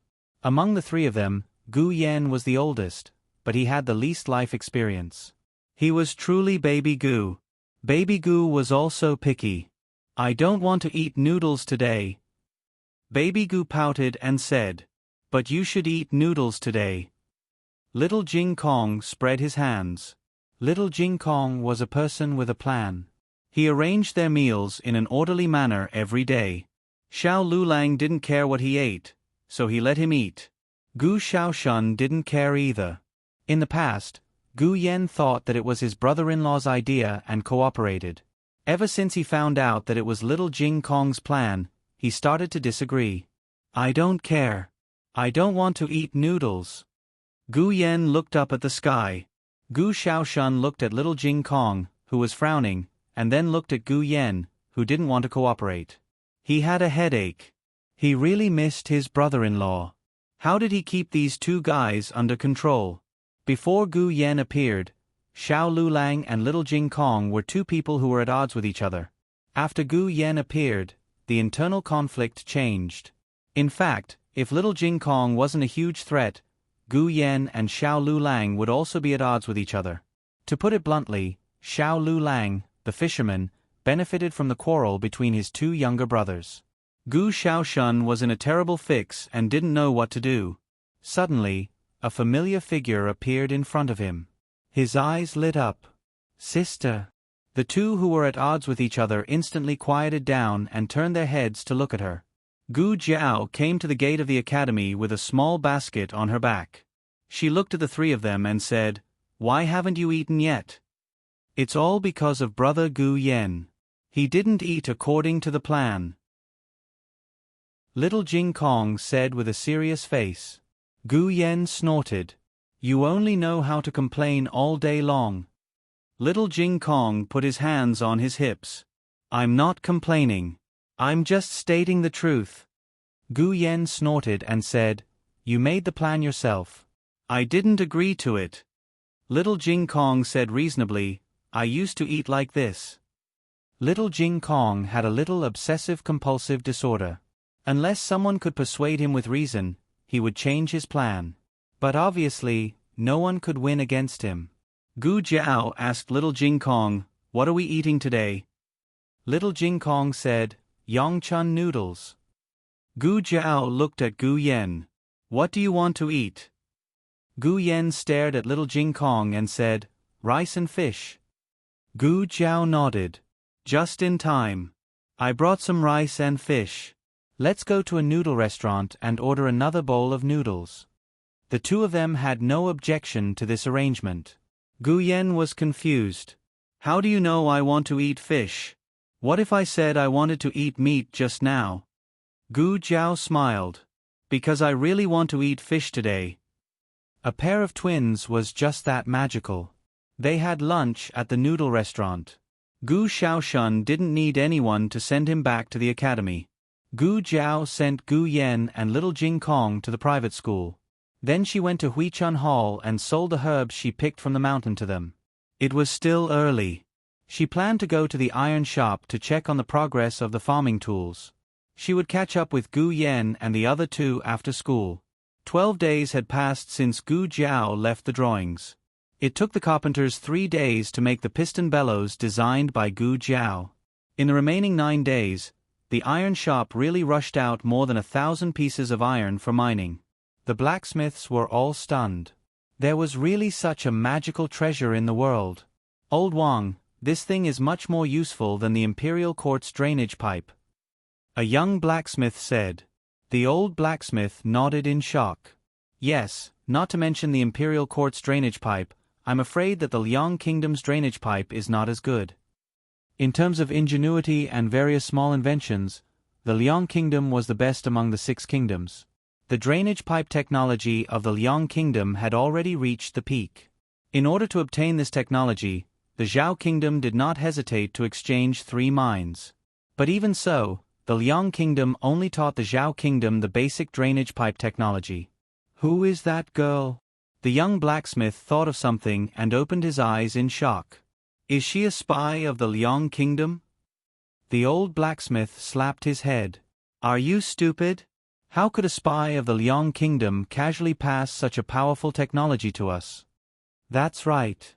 The young blacksmith finally realized how much his head hurt. He bitterly glared at the old blacksmith. "Don't you know how heavy your blacksmith's hand is? If you hit me again, I'll be a piece of fucking iron." "Old blacksmith. He. The young blacksmith said, "What about that girl?" The old blacksmith said, "What do you mean what to do?" "Oh, you're talking about the farming tools. Since she really let me finish more than 1,000 pieces of iron in 10 days, then I will keep my promise. I won't take a single cent of her farming tools." Not only that, the old blacksmith also wanted to thank that girl in person. Unfortunately, he waited for an entire afternoon, but Gu Jiao did not come. The latest chapter of this book is not finished yet. For more exciting content, please scan the QR code below to download the app. Novels are updated faster. Millions of novels are free to read. Novels that can't be found online are all available here. https://www.zhbqg.com/89642/826/115273153. HTML Genius remembered this site's address in 1 second.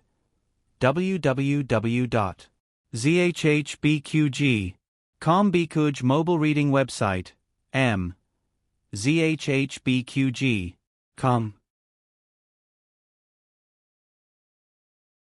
Chapter 111. The latest chapter of this book is not finished yet. For more exciting content, please scan the QR code below to download the app. Novels are updated faster. Millions of novels are free to read. Novels with content that can't be found online are all available here. Gu Jiao had planned to go to the iron shop, but she ran into some trouble. When she first arrived in town, she had already noticed that there were many more officers on her. She didn't know why, so she asked the boss of a bun shop. The boss of the bun shop was a warm-hearted person. He didn't ignore her just because she didn't buy any buns. "Miss, you don't know? I heard that a prince from the capital came to our town. Those officers are under orders to protect him." It wasn't just the officers on the surface. Gu Jiao also noticed that there were many experts dressed as commoners among the seemingly unremarkable crowd. What a grand display! As expected of a prince. The road to the iron shop was blocked. Gu Jiao decided to go another day. She came to the private school to wait for little Jing Kong and Gu Yen, but she didn't expect to run into Gu Jinyu. Gu Jinyu had accompanied Miss Zhuang to town to shop. The two of them were waiting for Li Ji's osmanthus cakes. Miss Zhuang naturally wouldn't line up obediently. She spent money to buy all the osmanthus cakes behind her, but the cakes took some time to come out of the oven. "Sister." Gu Jinyu saw Gu Jiao. She let go of Miss Zhuang's hand and came over to greet Gu Jiao. Gu Jiao didn't want to bother with Gu Jinyu. She glanced at her and didn't intend to stop. Gu Jinyu chased after her. "Sister." Gu Jiao was annoyed. "I said I'm not your sister. Don't call me that in the future." Gu Jinyu opened her mouth. "But... hey. How can you speak like that?" Miss Zhuang suddenly appeared beside Gu Jinyu.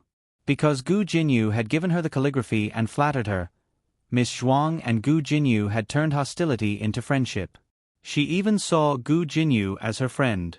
Miss Zhuang felt that she had been humiliated when her friend spoke to her in such a humble manner and even received a cold face from the other party. Gu Jiao didn't know Miss Zhuang, and she didn't intend to know her.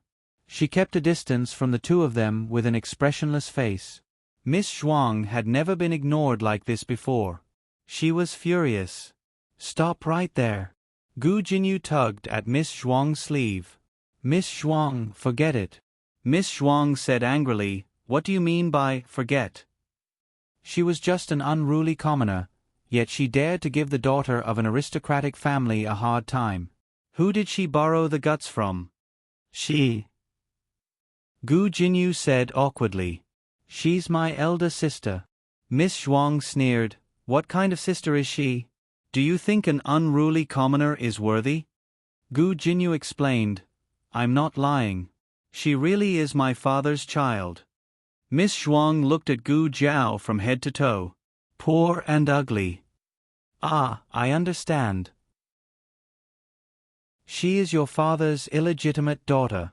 Marquis Gu only had one daughter who had acknowledged her identity. If he had other children, then they must be mistresses, and mistresses were illegitimate children.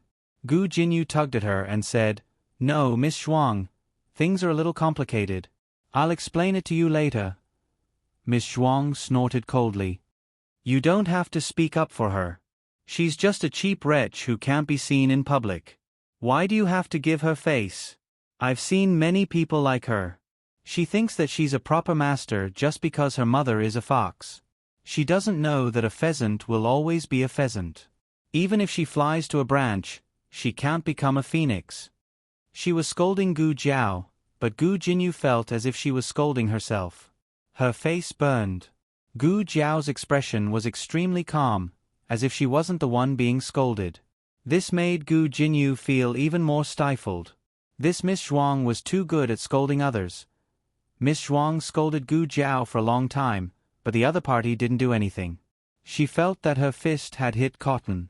She took a few steps forward, pointed at Gu Jiao's nose, and said, "You, apologize to my friend immediately." Gu Jiao looked at her as if she was looking at an idiot. This look completely infuriated Miss Zhuang. At this moment, school was over. Gu Yen and little Jing Kong walked out. The two of them saw Gu Jiao and little Jing Kong ran to Gu Jiao's side. Gu Yen couldn't run away. He could only watch as the little monk threw himself at Gu Jiao. Little Jing Kong hugged Jiao Jiao. Miss Zhuang and Gu Jiao were very close to each other. When little Jing Kong ran past her, he accidentally brushed against her skirt. Miss Zhuang was instantly enraged. "How can you walk like that? You've dirted my skirt." Gu Jiao's gaze turned cold. Gu Yan's expression also turned cold. Little Jing Kong didn't sense the hostility in her words. He let go of Jiao Jiao's hand and carefully studied Miss Zhuang's skirt. Did I dirty your skirt? Let me see. Miss Zhuang suddenly pulled her skirt. Don't touch me with your dirty hands. Gu Yen walked over coldly and took out a handkerchief. He squatted down and grabbed the little monk's hand to wipe it carefully. After that, he threw the handkerchief on the ground without hesitation. Don't touch dirty things outside in the future. Miss Zhuang widened her eyes in disbelief. Did she hear it wrong? Did this guy say that her skirt was dirty? Miss Zhuang was furious. Just now, she was still thinking that this person was so beautiful. Now, she turned around and found that he was an arrogant bastard. Gu Jinyu looked at Gu Yen and said, Yen, this is Miss Zhuang. She's Prince An's sister. Miss Zhuang frowned. You know him? Gu Jinyu nodded. He's my father's son. He and elder sister are fraternal twins. Miss Zhuang looked at Gu Yen with disdain. Fraternal twins. That means he's also an illegitimate child. I heard that there's a short-lived ghost in Marquis Ding and Fu. Don't tell me you're also a short-lived ghost? These words were too hurtful. Even Gu Jinyu's expression changed. Gu Jiaojiao's expression didn't change. She said to Gu Yen, the two of you, go over there and wait for me. Oh. Gu Yen grabbed little Jing Kong's hand and brought him back to the private school. Once the two disappeared, Gu Jiao gave Miss Zhuang a slap. Miss Zhuang was stunned. You hit me? Gu Jiao coldly said, if I hit you, I'll hit you. Do I need to pick a date? Gu Jinyu's face turned pale. Elder sister, how could you, slap? Gu Jiao also gave her a slap. Will it kill you to speak properly? Are you stuttering or stuttering? You can't explain clearly in one sentence and have to divide it into 3 or 4 parts. There's too much money in the Marquis Fu. Did it all run into your brain? You. Gu Jinyu staggered from the rebuke. Not far away, Marquis Gu and Royal Prince heard the commotion from the servants and came over to see what happened. In the end, they saw Miss Zhuang and Gu Jinyu swollen like buns. Elder brother. Miss Zhuang threw herself in front of Royal Prince and let him see her injured face. She pointed at Gu Jiao. She hit me. She hit me. When Marquis Gu saw Gu Jiao, his head exploded. Why was it this girl again? Royal Prince An's gaze fell on Gu Jiao's face. Because of the birthmark on the left side of her face wasn't considered pretty. But the coldness between her brows made her more elegant than the so-called beauties in the capital. Gu Jinyu also returned to Marquis Gu's side. Her eyes were filled with tears and she looked aggrieved. Marquis Gu's heart ached. What happened? Royal Prince An also looked at Gu Jinyu, waiting for her explanation. Gu Jinyu lowered her eyes and said, Elder sister and Miss Zhuang had some misunderstanding. Actually, it's my fault for not making things clear. It's all my fault. Father, don't blame elder sister. Marquis Gu was so angry that he leaned back. So, she really hit you? Crazy. This girl was so daring. Not only did she hit her own father, she even hit her younger sister and the Marquis younger sister. How many heads did she think she had? Wasn't she afraid that the entire Marquis Fu would be buried with her? Marquis Gu cupped his hands. Royal Prince and looked at Gu Jinyu. What misunderstanding? Gu Jinyu lowered her eyes and said, I said this is my elder sister. I didn't make it clear and caused Miss Zhuang to misunderstand that she's my father's illegitimate daughter. Miss Zhuang glared at Gu Jiao angrily. What misunderstanding? Isn't she? Marquis Gu gritted his teeth and cupped his hands at Royal Prince and, she's my wife's blood. Royal Prince An's confused gaze landed on Gu Jinyu. Gu Jinyu only felt a prickle in her back, but Royal Prince An didn't ask further. Miss Zhuang couldn't help but ask, she's your biological daughter. What about her? The first one she was referring to was Gu Jiao, and the second one was Gu Jinyu. Gu Jinyu clenched her fists. Marquis Gu broke out in cold sweat and said awkwardly, Jinyu? Jinyu is also my and my wife's daughter. Miss Zhuang asked, so they're not fraternal twins, but triplets? Marquis Gu wanted to say no, but when he turned his head, he saw Gu Jinyu's red eyes. Her aggrieved look made his heart soften. He didn't say anything, so Miss Zhuang thought she guessed right. Miss Zhuang looked coldly at Gu Jinyu. She's your own elder sister. Can't you make things clear? Gu Jinyu said softly, I wanted to say it, but Miss Zhuang didn't give me a chance. Royal Prince said, just because she misunderstood that she was an illegitimate daughter, my sister spoke rudely to her? Gu Jinyu said guiltily, and Miss Zhuang thought that I was bullied by my elder sister. She stood up for me and said a few words to my elder sister. Royal Prince looked at Miss Zhuang. What did you say? Miss Zhuang's eyes flashed. I didn't say much, just those few words. What few words? Royal Prince asked sternly. Miss Zhuang muttered softly, those few words about the illegitimate daughter. Royal Prince looked at the crowd and pointed at a commoner.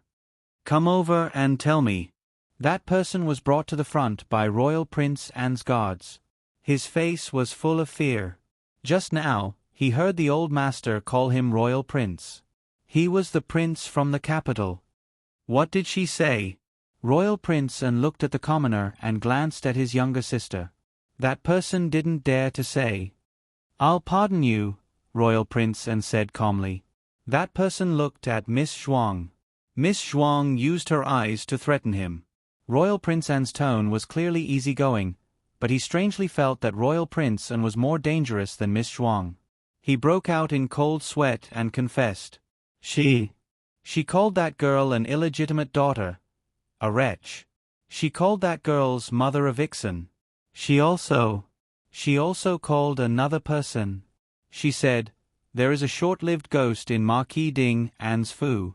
You wouldn't also be a short-lived ghost, right? It was not important who the other person was. When she said, there is a short-lived ghost in Marquis Ding An's Fu, anyone could tell that she was scolding Gu Yan. Gu Yan had been ill since he was young. The imperial physician said that he would not live past 15.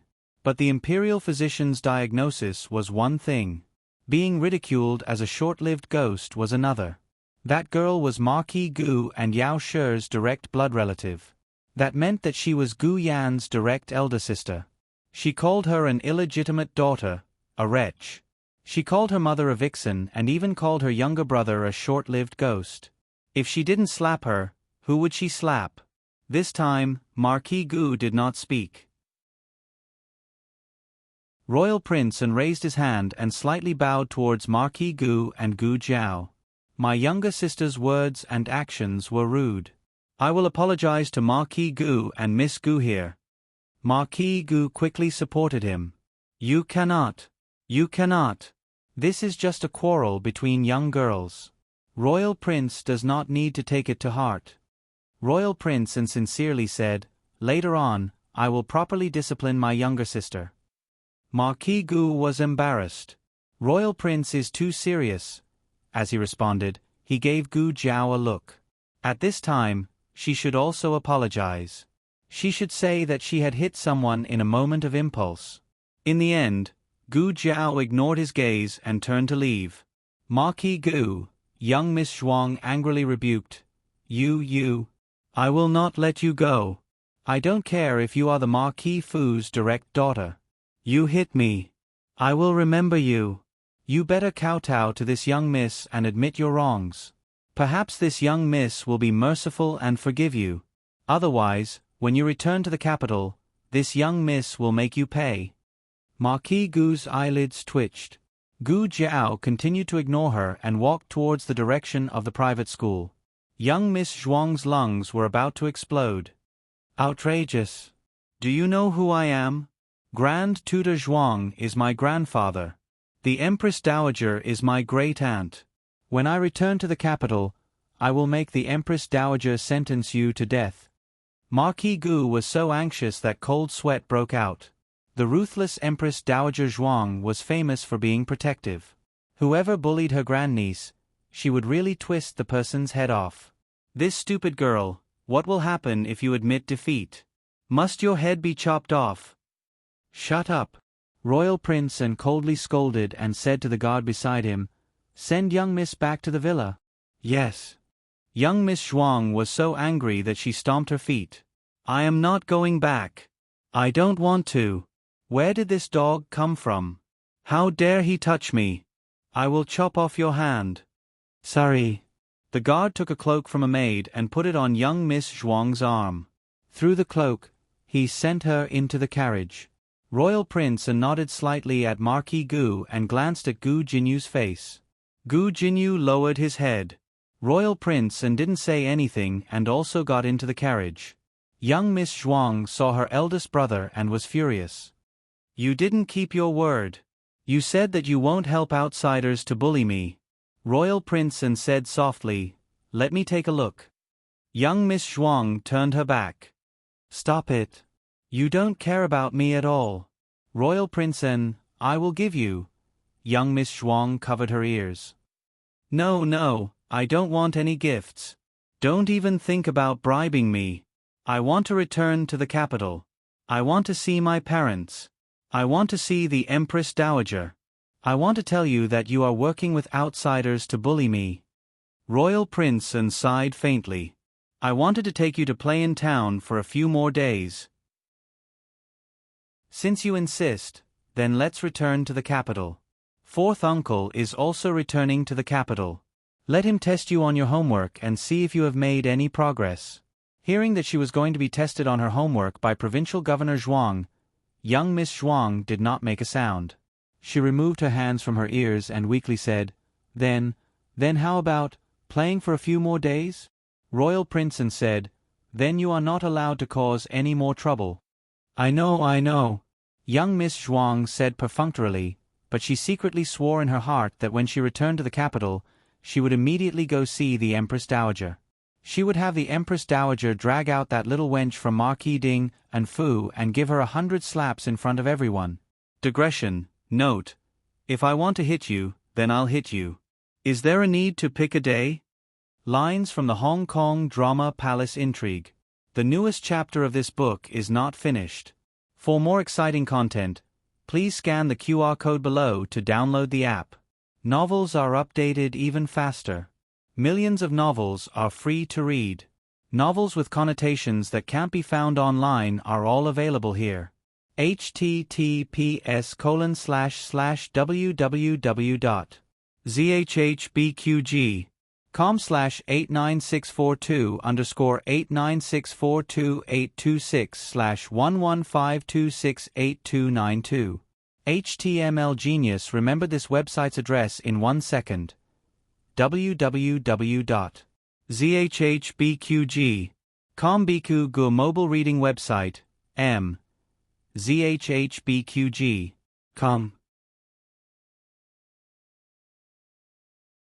Chapter 112. Please scan the QR code below to download the app for more interesting content. Novels are updated faster. Millions of novels are free to read. Novels with content that can't be found on the internet are available here. Little Jing Kong had a serious expression on his face on the ox cart on the way back.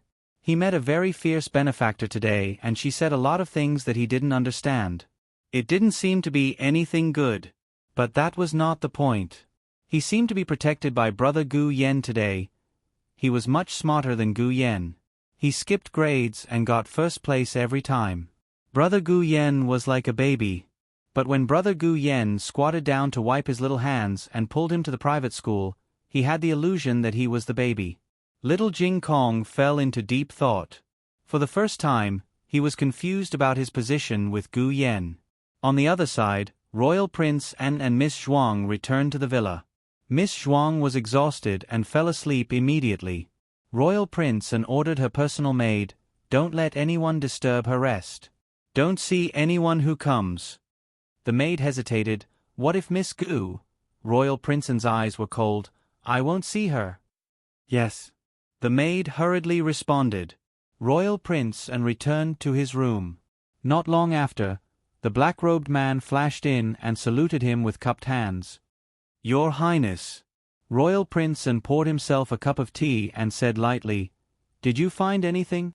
The man in black shook his head. "I've secretly checked all the inns and clinics in town. I didn't find any trace of the Empress Dowager." Royal prince and murmured, "Maybe she didn't go to the clinic or the doctors in town. She didn't stay in the inn either." The man in black was puzzled. Then where did the Empress Dowager go? Did she hide in a commoner's house? Royal prince and was silent. The man in black didn't care. "Royal prince, that's impossible. Have you forgotten that the Empress Dowager has leprosy?" In the early stages of leprosy, there were only some small red spots on the body and face, which looked like frostbite or allergies. But as the disease progressed, the symptoms of leprosy would become more and more obvious, and eventually become completely different from normal people. It was impossible for a leper to remain hidden, unless she had gone into the mountains and lived alone. But that was even more impossible. The Empress Dowager had lived like a princess all her life. She didn't even know how to cook. If she really stayed in the old forest, she would starve to death sooner or later, even if she didn't die of illness or get bitten to death by wild beasts. Royal prince and said thoughtfully, "You're right, but if she didn't hide, where did she go? She has leprosy and causes a commotion wherever she goes." The man in black said, "Are you really not considering the possibility of the Empress Dowager's death?" Royal prince and said, "I've said it before. If he's alive, I want to see him. If he's dead, I want to see his corpse." The man in black was at his wit's end. "Perhaps someone took her in and cured her." The man in black said, "Leprosy is incurable. Even the most skilled doctor in the state of Chen could only delay the symptoms of leprosy. The earlier they interfered, the better the effect, but a complete cure was unheard of." Royal prince and obviously knew how unreasonable his guess was, but compared to being cured, he didn't want to believe that the Empress Dowager had died alone in a corner. He ordered, "Go and investigate the old woman who came to Qingchuan town last winter. Don't leave out the villages under her rule." "Yes." The man in black accepted the order and went to investigate. His efficiency was much higher than Huang Zhong's group. In a few days, he found 2 clues. One was in Danyou village, the other was in Qingchuan village. The 2 villages were in the north and south of the town. This one from Danyou village was stranded there last winter. When the villagers found her, she was curled up in an abandoned cowshed. The villagers pitied her, so they let her live in the cowshed. Occasionally, someone would send her some food, so she wouldn't starve to death. Royal prince and asked, "What about the other one?" The man in black continued, "The one in Qingchuan village is a distant relative of a scholar in our village. Something happened to her family and she had no one to rely on, so she came to seek shelter from him." From the clues, the old woman in Danyou village was more likely to be the person they were looking for. However, for some reason, Royal prince and chose Qingchuan village. There was no reason. It was just his intuition. In order not to alert the enemy, Royal prince and decided to go there personally. The man in black and his men were waiting in the town. Royal prince and rode his horse to the village. The summer days were long and the evening sky was still bright. Royal prince untied his horse to the old locust tree at the entrance of the village and walked to the house according to the map drawn by the man in black. Little Jing Kong was feeding the chickens in the backyard. He was worried that the chickens would run out, so he closed the door. Royal prince and knocked on the door. Little Jing Kong opened the door. That day, before Gu Jiao took action, little Jing Kong was taken into the private school by Gu Yen. Therefore, he didn't know what happened later and didn't see Royal Prince N. However, Royal Prince N looked back after getting into the carriage. He saw Gu Jiao holding little Jing Kong's hand and walking out of the private school. There was a young man who looked like Marquis Gu beside them. He must be Gu Yen, who the imperial doctor said would not live past 15. It was strange. Why was this little guy here? "Is this your home?" Royal Prince N asked. Little Jing Kong didn't open the door completely. He only opened it a little and a round head popped out. "Of course it's my home. Who are you? What are you doing here? Royal Prince said gently, I'm passing by and want to ask for a bowl of water. Then wait. Little Jing Kong didn't invite him in but closed the door. After a while, he brought him a bowl of water. Here. This little guy was very cautious. Royal Prince took the bowl and drank all the water in one gulp. Then, he returned the empty bowl to him. Are you alone at home? Little Jing Kong immediately became alert and closed the door a little. Are you a trafficker? Why are you asking about this? Royal Prince said without batting an eyelid. No. I just wanted to thank your lady for drinking your water. Little Jing Kong said seriously, I was the one who brought the water to you. You just have to thank me. Royal Prince had never seen such an unconventional child. He was stunned and said, thank you very much. By the way, can I ask you how to get to Dainyu Village? Little Jing Kong would know if it was Apricot Blossom Village or Yonglu Village. However, Dainyu Village was beyond his knowledge. Little Jing Kong was stunned. Royal Prince smiled. Can you help me ask your family's lord? My lord is very busy. You can ask elsewhere. Go east. The seventh family's surname is Luo. Second Uncle Luo is an ox cart driver. He knows all the villages. Little Jing Kong closed the door decisively after showing him the way. He didn't forget to bolt the door. Jiao Jiao had said that strangers shouldn't be allowed in when there were no adults in the house. He was a child and his great-aunt was an old woman. They were not adults. In any case, Royal Prince was someone who had been abroad before and had rich experience. Unexpectedly, he was rejected by a child. However, he didn't give up so easily. If the front door didn't work, he would go through the back door. He had to see that old lady today. Royal Prince went to the back door. The back door of the kitchen was also closed but not locked. Royal Prince paused and gently pushed the door open. Then, he walked in. His footsteps were very light and almost didn't make any sound. Just as he took 2 or 3 steps, a figure suddenly jumped out from behind the door and hit him on the head with a rolling pin. With a bang, Royal Prince fainted. The old lady threw the rolling pin back on the chopping board and looked down at the unconscious Royal Prince N. She snorted, Sneaky. I can tell you're not a good person. The old lady heard the conversation between Royal Prince N and Little Jing Kong. He kept asking if the Lord was in the house. After being rejected, he sneaked in through the back door. Thief. He was a real thief. It wasn't strange that the old lady was so suspicious. After the family's life was not so difficult, they were indeed targeted by thieves. However, the thieves were all at night. At night, Gu Jiao and Gu Yan's secret guards were there. They could get rid of the thieves easily. However, she didn't expect the thieves to be so bold. They dared to steal things in broad daylight. The old lady looked at the handsome side profile and clicked her tongue. Even if you rely on your face to make a living, it's still better than being a thief. But, why do I feel that this boy looks a little familiar? Have I seen him somewhere before? The old lady hit him hard. When Gu Jiao, Gu Shaoshun, and Gu Yan returned from cutting firewood in the mountains, he was still unconscious on the floor of the kitchen. Gu Jiao and Gu Shaoshun put down the 2 bundles of firewood on their backs. Gu Yan also put down the half basket of dried branches and leaves that he had packed. Jiao Jiao, there was a thief in the house. Great Aunt is so powerful. She knocked the thief out.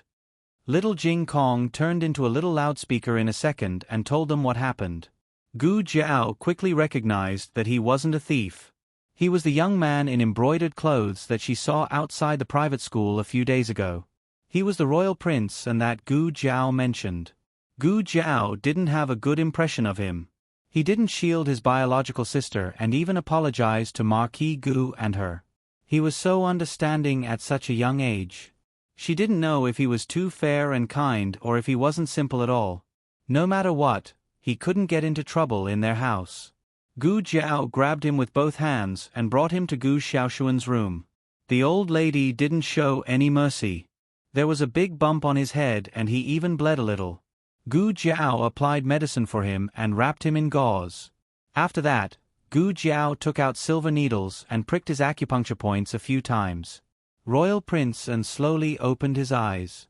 Royal Prince An's facial features weren't particularly exquisite, but he had an aura that could make people sink into him. His eyes were beautiful, but his gaze didn't seem right. Gu Jiao looked at him strangely. She took out her hand and waved it in front of his eyes. He didn't react. What was going on? Was he blind? At this time, the sky was dark and there was only a weak oil lamp in the room. Gu Jiao made the wick brighter, but he still couldn't see. However, he didn't panic and didn't show any abnormality. He calmly closed his eyes and said, "My eyes hurt." The first thing he said when he woke up wasn't to ask where he was or who she was, but to cover up the fact that he couldn't see. What a strange person. Since he said so, Gu Jiao naturally wouldn't expose him. After all, no one could guarantee that there wouldn't be any consequences after exposing him. The more you know, the faster you'll die. Then don't open your eyes. I'll find some herbs for you, Gu Jiao said. She randomly took some mint leaves and wrapped them in a cloth to cover his eyes. Jiao Jiao. Little Jing Kong poked his head in the door. Is he awake? It was the little fellow's voice. And Royal Prince began to guess Gu Jiao's identity. If he didn't guess incorrectly, she should be the woman who argued with his younger sister that day. But wasn't she Marquis Ding, Anne's daughter? How could she live in this kind of place? He's awake. Gu Jiao asked, "Are you hungry?" Hungry. Little Jing Kong nodded honestly and asked, "Then is there something wrong with him?" Gu Jiao said softly, "He's fine. His eyes are just a bit uncomfortable." Little Jing Kong asked again, "Will he blame Grand Aunt?" Gu Jiao looked at an royal prince. "Recently, our home has been burglarized a few times. You came in through the back door, so my Grand Aunt thinks you're a thief." "It's my fault." And Royal Prince said, "He won't blame Grand Aunt." Gu Jiao turned to Little Jing Kong and said, "Go eat some snacks first. I'll cook immediately." Only then did Little Jing Kong feel relieved and leave. And Royal Prince listened to Gu Jiao's voice and found it hard to connect her with the woman who slapped his younger sister and Gu Jinyu. It was as if they were two different people. It was also as if her patience and gentleness were all given to her family. When there was no one else in the room, Gu Jiao asked again, "Royal Prince N, why did you suddenly come to visit?" Originally, it was just a guess. Now that she called him an royal prince, it confirmed his identity. After all, it was impossible for people who had never seen him to know that he was an royal prince. Commandery Prince and could not tell her that he suspected that the Empress Dowager was hiding in her house. He hesitated for a moment and said, "To be honest, I'm here to apologize. Miss Gu has been wronged because of my sister." Gu Jiao. Oh. And Royal Prince couldn't tell if she believed him or not. "You're saying the person who knocked me out was your Grand Aunt?" Gu Jiao asked, "What's wrong?" And Royal Prince smiled without batting an eyelid. "She's really strong." It seemed that the person wasn't the Empress Dowager. The Empress Dowager recognized him. And Royal Prince planned to leave. At this moment, Little Jing Kong complained in a small voice from the backyard, "Jiao Jiao. Grand Aunt secretly ate candied plums again." "I didn't." "Little monk, don't talk nonsense." "I'm not a monk." "You're little Baldy." This voice. And Royal Prince felt his whole body tremble and his whole body stiffen. Digression. Begging for monthly votes, XX gave out monthly votes in a red packet. Friends who voted for the monthly votes, remember to receive them. The latest chapter of this book is not finished yet. For more exciting content, please scan the QR code below to download the app. Novels are updated faster and more complete. Millions of novels are free to read. Novels with connotations that can't be found on the internet are all available here.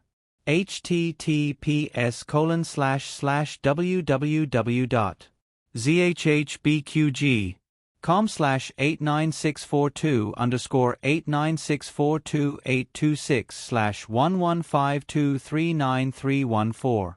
HTML Genius remembered the website address in a second. www ZHHBQG. Kombiku Gu mobile reading website, M. ZHHBQG. Com. Chapter 113. The latest chapter of this book is not finished yet. For more exciting content, please scan the QR code below to download the app. Novels are updated faster. Millions of novels are free to read. Novels with content that can't be found online are all available here. Gu Jiao walked out and looked at the jar that the old lady was holding tightly in her arms. Great aunt, you said that you can only eat 3 a day. The old lady refused to admit her mistake. I only ate 3. Gu Jiao pointed at the jar. But there are clearly 6 less in this jar. He ate it. The old lady dragged Gu Xiaoshun into the water. Gu Xiaoshun, who was chopping firewood, was confused. What's wrong? What did he eat now? Gu Jiao cruelly confiscated the old lady's candied plums and searched her room for the stock that she had kept for a long time. The old lady's face turned green. Royal Prince An heard the familiar voice and his heart tightened. Was it the Empress Dowager? It was a pity that he couldn't see now. But it didn't matter. When the sun rose, his eyes would recover.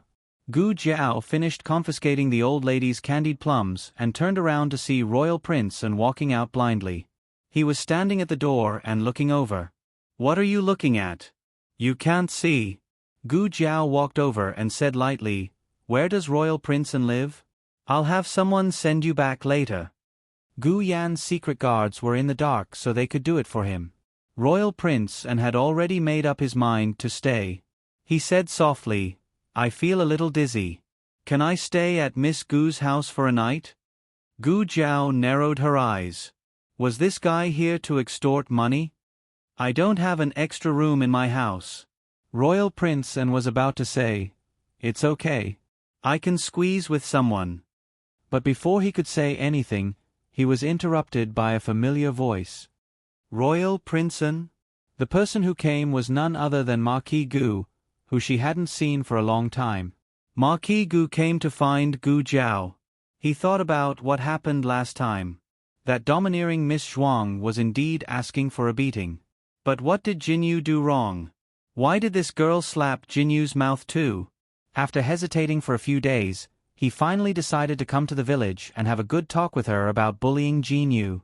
No matter if she returned to the manor or not, she couldn't vent her anger on Jinyu just because she didn't like him. The door was open, and he walked in directly. Unexpectedly, as soon as she passed through the central room, she saw Royal Prince An, who she had not seen for the whole day. Didn't he say that he went to the town for a stroll?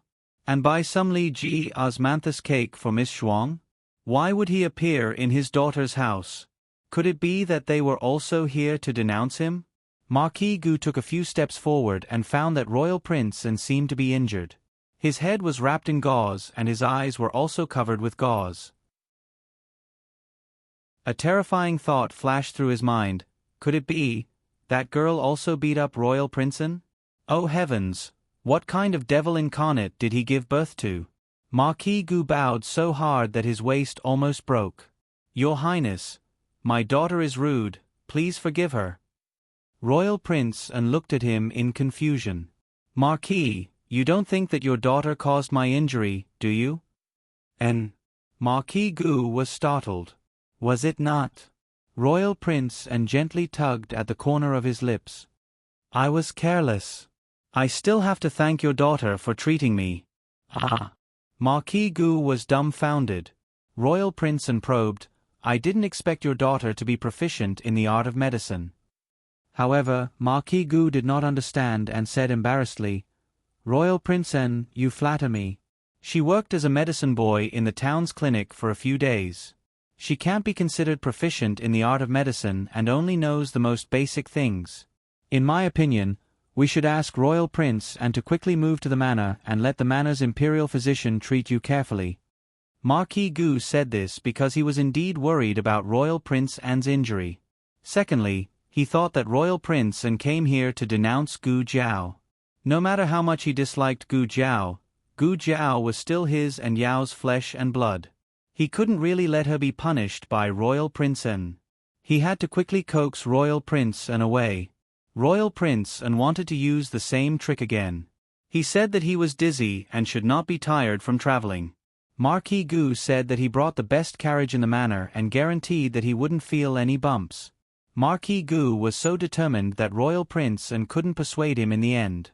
Royal Prince An unwillingly sat on the carriage back to the manor. Marquis Gu heaved a sigh of relief. However, Royal Prince An's heart was filled with doubts. Why did Marquis Gu insist on bringing him back to the manor? Was he worried that he would find something in his daughter's house? Why did his daughter live in the countryside? Was it to hide the Empress Dowager? Marquis Gu didn't know that his actions had made Royal Prince An think so much. After returning to the manor, in order to appease Royal Prince An's anger, he gave him many expensive antiques and paintings. It really hurt him. Royal Prince An became more suspicious of Marquis Gu. Marquis Gu was Imperial Concubine Shu's brother, and Imperial Concubine Shu was one of His Majesty's people. Marquis Gu never stayed in the manor for so long in the past. Could it be that he didn't leave this year because of the Empress Dowager? As more and more clues were pieced together, a reasonable truth was pieced together. Royal Prince An called the man in black into the room. After listening to Royal Prince An's deduction, the man in black asked in confusion, "But if she really is the Empress Dowager, why didn't she recognize you? According to what you said, she didn't see who you were when she knocked you out, but she should have seen you when you fainted." Royal Prince An said thoughtfully, "I understand this point, so I want to confirm it again. I've already gone there once. If I go there again, it'll arouse suspicion. Go there tomorrow and say that. I want to apologize for the 2 misunderstandings. I hope that the 2 families can bury the hatchet. I also hope that she won't mention my sister's bullying to anyone in the capital, so as to not ruin my sister's reputation." The man in black replied, "Yes." Royal Prince An said, "You must see the Empress Dowager and tell her about the situation in the capital." The man in black cupped his fists. "Yes, sir. But..." Thinking of something, the man in black frowned and said, "If she really is the Empress Dowager, what do you plan to do?" Royal Prince An's eyes were cold. "What can I do? Of course I'll bring her back to the capital. I can't let her fall into anyone's hands. It doesn't matter if it's His Majesty or someone else." The man in black hesitated for a moment and said, "I'm afraid that the capital isn't safe now. It's still a mystery how the Empress Dowager got leprosy. His Majesty hid the truth about the Empress Dowager's illness and claimed that she was recovering in the palace because of a sudden illness. If we bring the Empress Dowager back like this, won't we be telling His Majesty that we know everything? And we'll bring the Empress Dowager back without saying anything. Will His Majesty think that we're disloyal to him?" Royal Prince An snorted. Is this the first time he's afraid of the Zhuang family? From the moment he and Marquis Shuangping's marriage alliance, he's been thinking of ways to contain the Zhuang family. I'm afraid that the Empress Dowager's illness has something to do with His Majesty. The situation in the imperial court is getting worse for the Zhuang family. If the Empress Dowager doesn't come out to control the situation, the Zhuang family will become the second Lu family. There used to be 4 hegemons in the capital: Marquis Shuangping's Shao family, Duke Luo's Luo family, Duke Ding's Lu family, and Grand Secretary Zhuang family. His Majesty didn't come from a good background. His birth mother didn't even have the right to raise him. He was raised by concubine Jing. Empress Dowager Zhuang didn't have a son. Because she didn't get along with the Crown Prince's maternal family, the Lu family, she defeated the Crown Prince and the Lu family and put concubine Jing's adopted son on the throne. However, His Majesty was an ungrateful wretch. Not only was he not grateful to Empress Dowager Zhuang, but he was also afraid of her after seeing how powerful Empress Dowager Zhuang was. The daughter sent to the palace by the Zhuang family should have been the Empress, but he made Marquis Shuangping's sister Empress in the throne room and married his favorite Princess Xinyang to Marquis Xianping. With the support of Marquis Shuangping's family, His Majesty was like a tiger that had grown wings and weakened the Zhuang family's power. However, Empress Dowager Zhuang was still too powerful. As long as she suppressed His Majesty His Majesty couldn't shake the Zhuang family's foundation. While the Empress Dowager was recovering in the palace, the Zhuang family was suppressed by Marquis Shuangping's family. If this continued, the Zhuang family would be finished. Therefore, even if the Empress Dowager would be in great danger once she returned to the capital, the Zhuang family couldn't care less. Wu Yang, this is our fate. It was his fate to be a hostage in the Chen kingdom. It was also the Empress Dowager's fate to go through fire and water for the Zhuang family. Early the next morning, the man in black changed into a guard's uniform and went to Qingchuan village with a large box of gifts. Gu Yan and the other two went to school. Gu Jiao opened the door for him. "Who are you?" Gu Jiao asked. He cupped his hands and smiled. "My name is Wu Yang. I'm Prince An's guard. I'm here to apologize to Miss Gu on the orders of the prince." Gu Jiao said, "Didn't he already apologize yesterday?" Wu Yang said politely, "The prince was injured yesterday and had some things to say. He asked me to come again today." Gu Jiao waited for him to continue. Wu Yang asked, "Can I move these gifts inside for Miss Gu first?" Gu Jiao didn't refuse. Wu Yang moved the large box into the central room. He opened the box and took out several large brocade boxes. He said to Gu Jiao, "The prince hopes that Miss Gu won't mention to anyone that my miss spoke rudely when you return to the capital. My miss has been spoiled by her family and has a domineering personality. The prince apologizes to you. However, reputation is too important to a girl. If people know that she bullies others like this, I'm afraid that she will suffer a lot of criticism in the future. I hope that Miss Gu can understand the prince's love for his sister." It sounded like he was here to shut her up. Gu Jiao didn't say anything and indicated for him to put the things down. Wu Yang jumped out of 2 brocade boxes and said to Gu Jiao, "I scared little brother and old madam yesterday. The prince ordered me to apologize to them personally. She went to school in Jingkong. I'm afraid you won't be able to see her. Grand Aunt doesn't like to see strangers. I'll pass on your apology." Was she really on guard? Wu Yang originally only believed 30% of it, but now he believed 50%. He stood up and said, "Then I'll have to trouble Miss Gu. May I borrow the latrine?" Gu Jiao glanced at him. "Please." Wu Yang went to the latrine with a normal expression. Wu Yang was stalling for time. He had to see the Empress Dowager today. He was lucky that the old madam had a nightmare and woke herself up. She came out to the courtyard to get some fresh air and bumped into Wu Yang. Wu Yang was Prince An's confidant. He had followed Prince An to see the Empress Dowager many times. He was familiar with the Empress Dowager's appearance, unlike Marquis Gu who had only seen her twice. The person in front of him was dressed like an old lady from the countryside. She was calm and composed. Her aura was far from that of the ruthless Empress Dowager Zhuang. However, Wu Yang could still recognize that she was the Empress Dowager. There was a mole on the Empress Dowager's right earlobe. Wu Yang was sure that he didn't recognize it wrongly. Wu Yang was so excited that he took a big step forward. The old madam had just finished a nightmare and was still in shock. Then, a 7-foot-tall man appeared out of thin air in the backyard. She was shocked. "Who are you?" she asked fiercely. Wu Yang was stunned. "This one is Wu Yang." "What 5 or 6 sheep? I've never heard of it. Go, go, go, go away." The old madam anxiously pushed him away. "Jiao Jiao. Why is there another strange person in the house?" Gu Jiao put down the brocade box and walked over.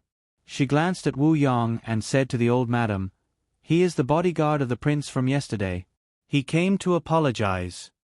The old madam raised her eyebrows and said, "Did he send anything?" Gu Jiao nodded, "Yes." The old madam went to the main room to look through the porcelain, jade, and tea. She had a look of disgust. "There isn't even a piece of osmanthus cake. Not sincere." Wu Yang was stunned. What was going on? The Empress Dowager was different from what he thought. "I want to eat sugar egg," the old madam said to Gu Jiao. "All right." Gu Jiao agreed. It was fine as long as there wasn't any sugar water. Give him a bowl as well. The old madam said in a serious manner, he sent so many gifts, so you have to ask him to stay for a meal. That's fine. Gu Jiao nodded. She went to the kitchen to cook 2 bowls of sugar egg. One bowl was half full, and the other bowl had less sugar. The old madam generously said, Jiao Jiao, you can go do your work. I'll take care of the guests. Wu Yong gave the Empress Dowager a thumbs up in his heart. First she used the excuse of eating sugar egg to make him stay. Then she thought of a way to send the Gu family away. She was worthy of being the wise Empress Dowager. Gu Jiao carried a pole to the entrance of the village to fetch water. There was no third person in the room. The old madam's expression instantly became excited. Wu Yong was also excited. The Empress Dowager's great wisdom was really just an act. The Empress Dowager wanted to recognize him. Quickly. Jiao Jiao will be back soon. Yes, quickly. Wu Yong nodded like he was pounding garlic. In the end, he saw the old madam exchange a bowl of sugar egg with him. She then picked up a spoon and ate happily. Wu Yong, digression. Monthly votes. Bite a small handkerchief to beg for monthly votes. Also, remember to receive a monthly vote red packet. The latest chapter of this book is not finished yet. For more exciting content, please scan the QR code below to download the app. Novels are updated at a faster rate. Millions of novels are free to read. Novels with connotations that can't be found online are all available here. https://www.zhbqg.com/896428266/1152353575. HTML Genius memorized this website's address in a second. www.zhbqg.com Bikuj mobile reading website. zhbqg.com.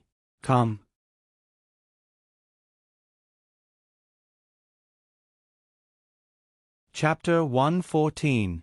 The latest chapter of this book is not finished yet. For more exciting content, please scan the QR code below to download the app.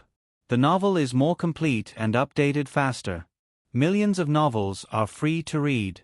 All the novels that can't be found online are here. In order to eat sweets, the old lady let Wu Yong be a tool at home for the whole day. Wu Yong said, Miss Gu, I'm hungry, I want to eat candied fruit. Miss Gu, I'm thirsty, I want to drink mung bean soup, the super sweet kind. When he returned to the villa, Wu Yong was doubting life. Prince An saw him in the room. How was it?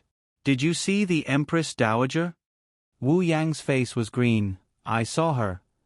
But was that really the Empress Dowager? Wu Yong told Royal Prince An about his miserable day. Prince An was shocked. He remembered that when he was in the village yesterday, he seemed to have heard the Empress Dowager say some strange things. But he was too excited and didn't take it to heart. Later, he thought that the Empress Dowager was pretending to be crazy in order to numb the Gu family who put her under house arrest. I don't think so. Wu Yong pondered. When Miss Gu went to get water, only the Empress Dowager and I were left in the room.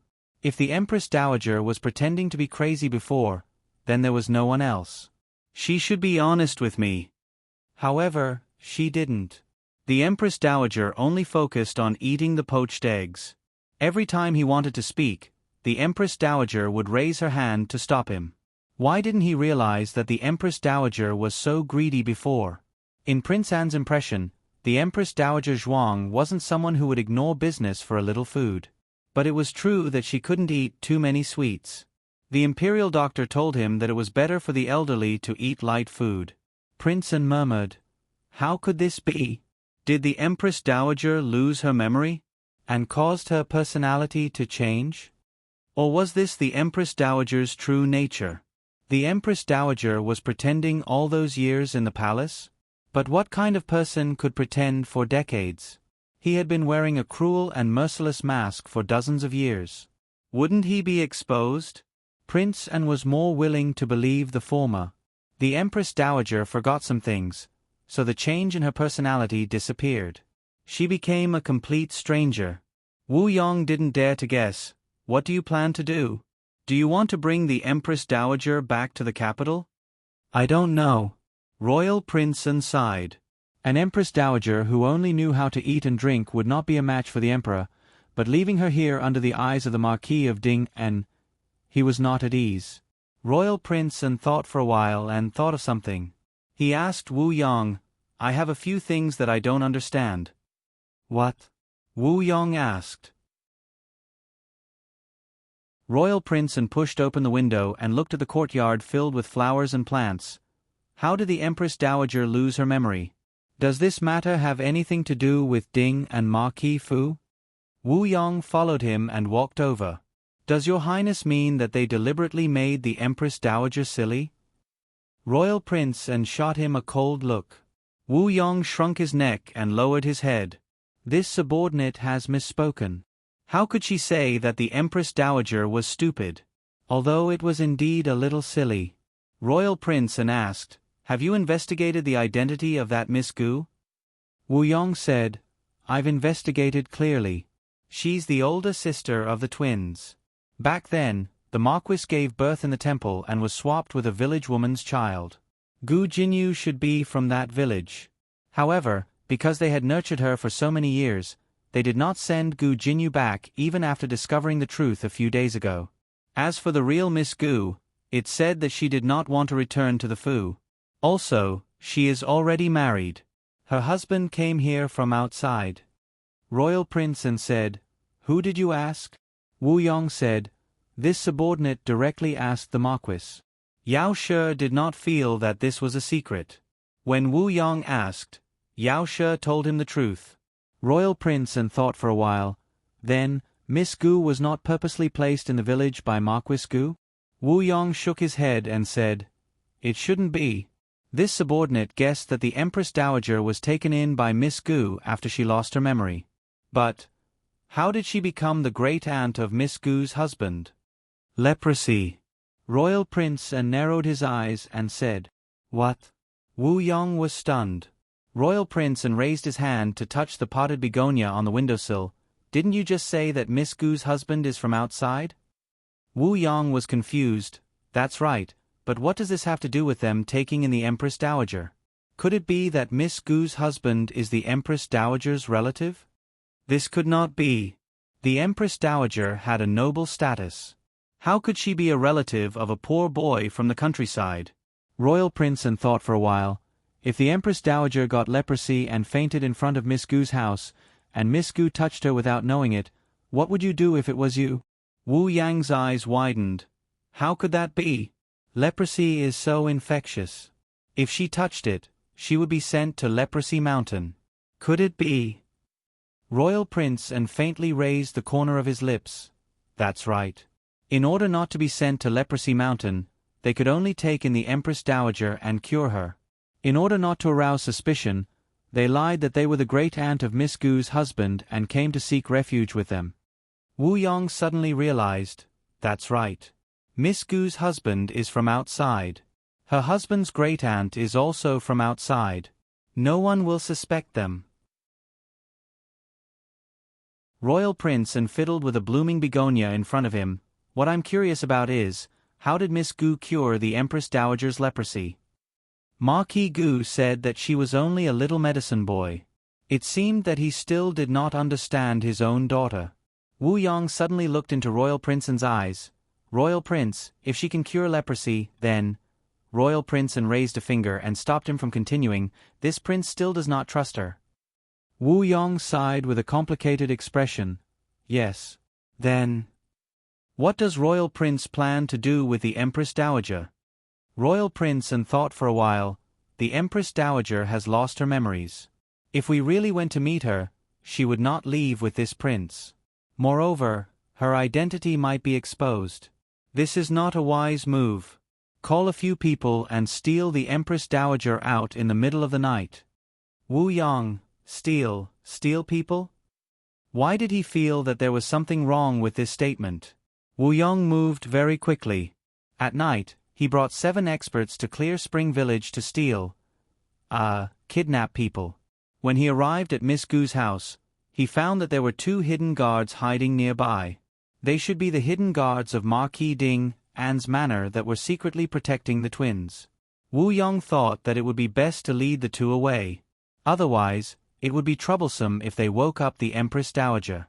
But hidden guards were different from normal guards. It was unlikely that they would leave their master's side at the same time. Just as Wu Yong was pondering how to carry out his plan, the 2 hidden guards walked out of the house and fled into the forest. It was unknown where they went. Wu Yong. This was also possible? He did not care that much. Time was precious. He had to move quickly. Wu Yong gestured for them to attack. The 7 black-clothed people soared into the air and flew into the backyard. Wu Yong also planned to fly into the yard. Unfortunately, he had just assumed a posture. Before he could jump, he heard a loud bang. One of the black-clothed people was kicked out like a sandbag. Wu Yong was a little confused. Was the method of entering wrong?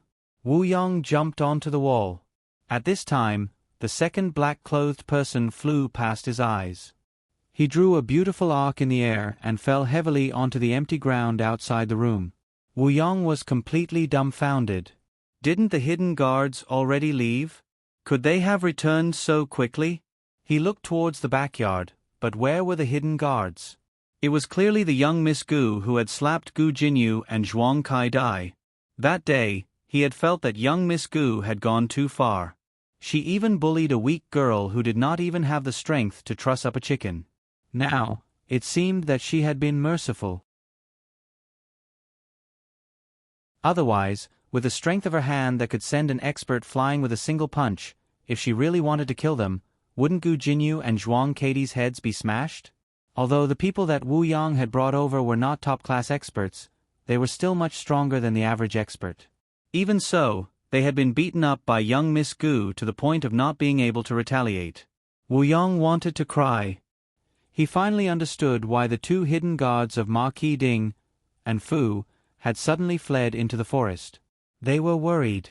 They were afraid that with him here, they would not dare to charge in and ruin this young Miss Mood. Wu Yong calculated in his mind.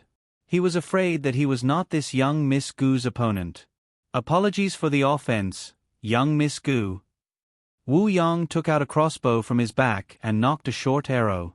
He aimed at Gu Jiao's shoulder and pulled the trigger. But in the blink of an eye, the matriarch's door suddenly opened. She walked out with a yawn. What is it that is so noisy? Wu Yang's hand trembled in shock. The arrow had missed. It had missed in the matriarch's direction. Wu Yang's heart trembled. The speed of a crossbow was several times faster than an arrow. It was already too late for him to grab his arrow back. In the nick of time, he saw Gu Jiao jump up and land in front of the matriarch. She pulled the matriarch to the side. The arrow brushed past the back of her hand and nailed itself to the wall behind the 2 of them. The back of Gu Jiao's hand had been scratched and was covered in blood. She used her other hand to pull out the arrow and fiercely threw it in the direction of Wu Yong in the night. That arrow was too fast. It was so fast that even an expert like Wu Yong could not dodge it. His right shoulder was hit by the arrow. He gave a grunt and said to the black-clothed men on the ground, "Retreat." After the group of people left, the village regained its tranquility. The matriarch saw the blood on the back of Gu Jiao's hand. "Jiao Jiao, you're injured." Gu Jiao did not care. "It's nothing. It's just a scratch."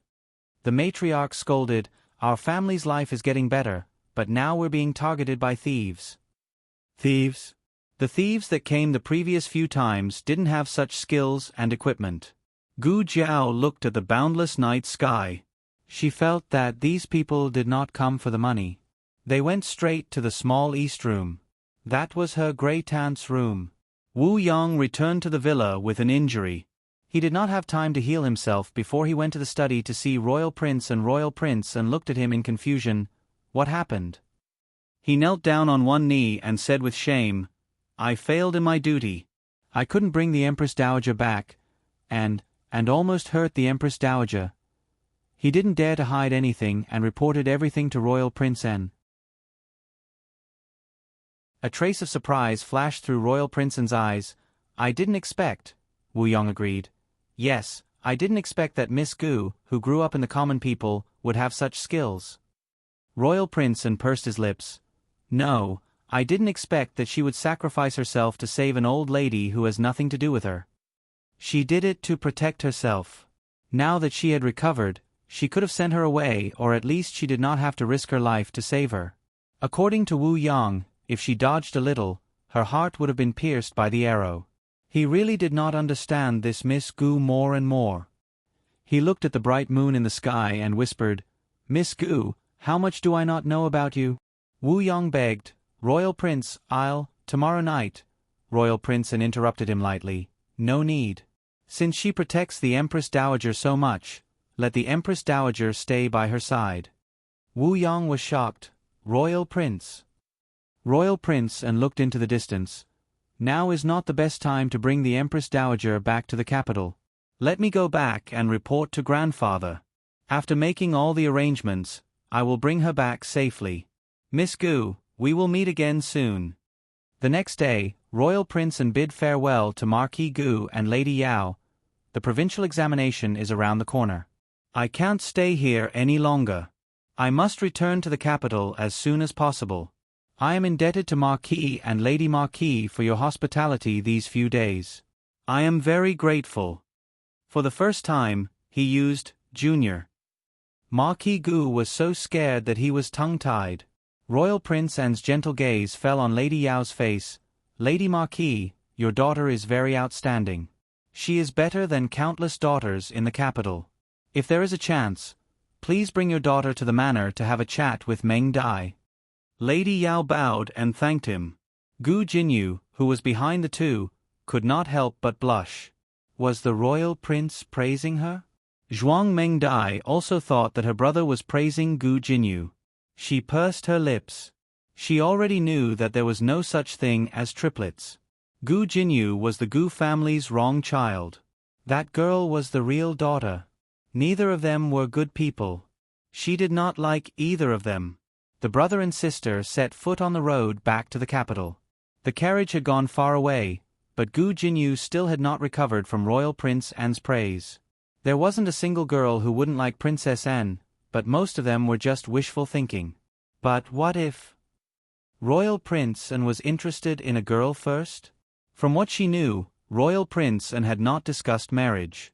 His words just now, were he hinting at something to her father and mother? Gu Jinyu secretly glanced at Marquis Gu and Lady Yao. Their expressions were calm. It was obvious that they did not think in this direction. She could not help but feel anxious. Father was a blockhead in this area. She could not count on him. Mother only had her own daughter in her heart. She did not care about her at all. If Mother knew that Royal Prince An was interested in a girl from the Marquis's manor, would she let Gu Jiao marry over? In just a moment, Gu Jinyu's mind filled in many possibilities. Her mind was in a mess. On one hand, Royal Prince An's praise evoked her unrealistic fantasies. On the other hand, she desperately wanted to return to the capital and find Imperial concubine Shu to make a decision. Gu Jiao received the farm tools from the blacksmith shop. There were a lot of farm tools.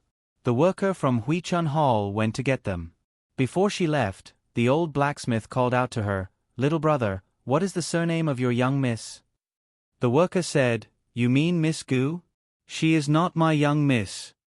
The old blacksmith was stunned. "Ah? Then she is." The worker did not know that Gu Jiao practiced medicine. He said, "She is a friend of our boss." The old blacksmith asked, "Can I trouble little brother to tell me where she lives so that I can go and thank her?" The worker said, "Miss Gu said that if she succeeds, she can be exempted from paying for the farm tools." The old blacksmith, but there were no buts. The worker left with the large carts of farm tools. The old blacksmith looked at the back of the horse carriage as it left.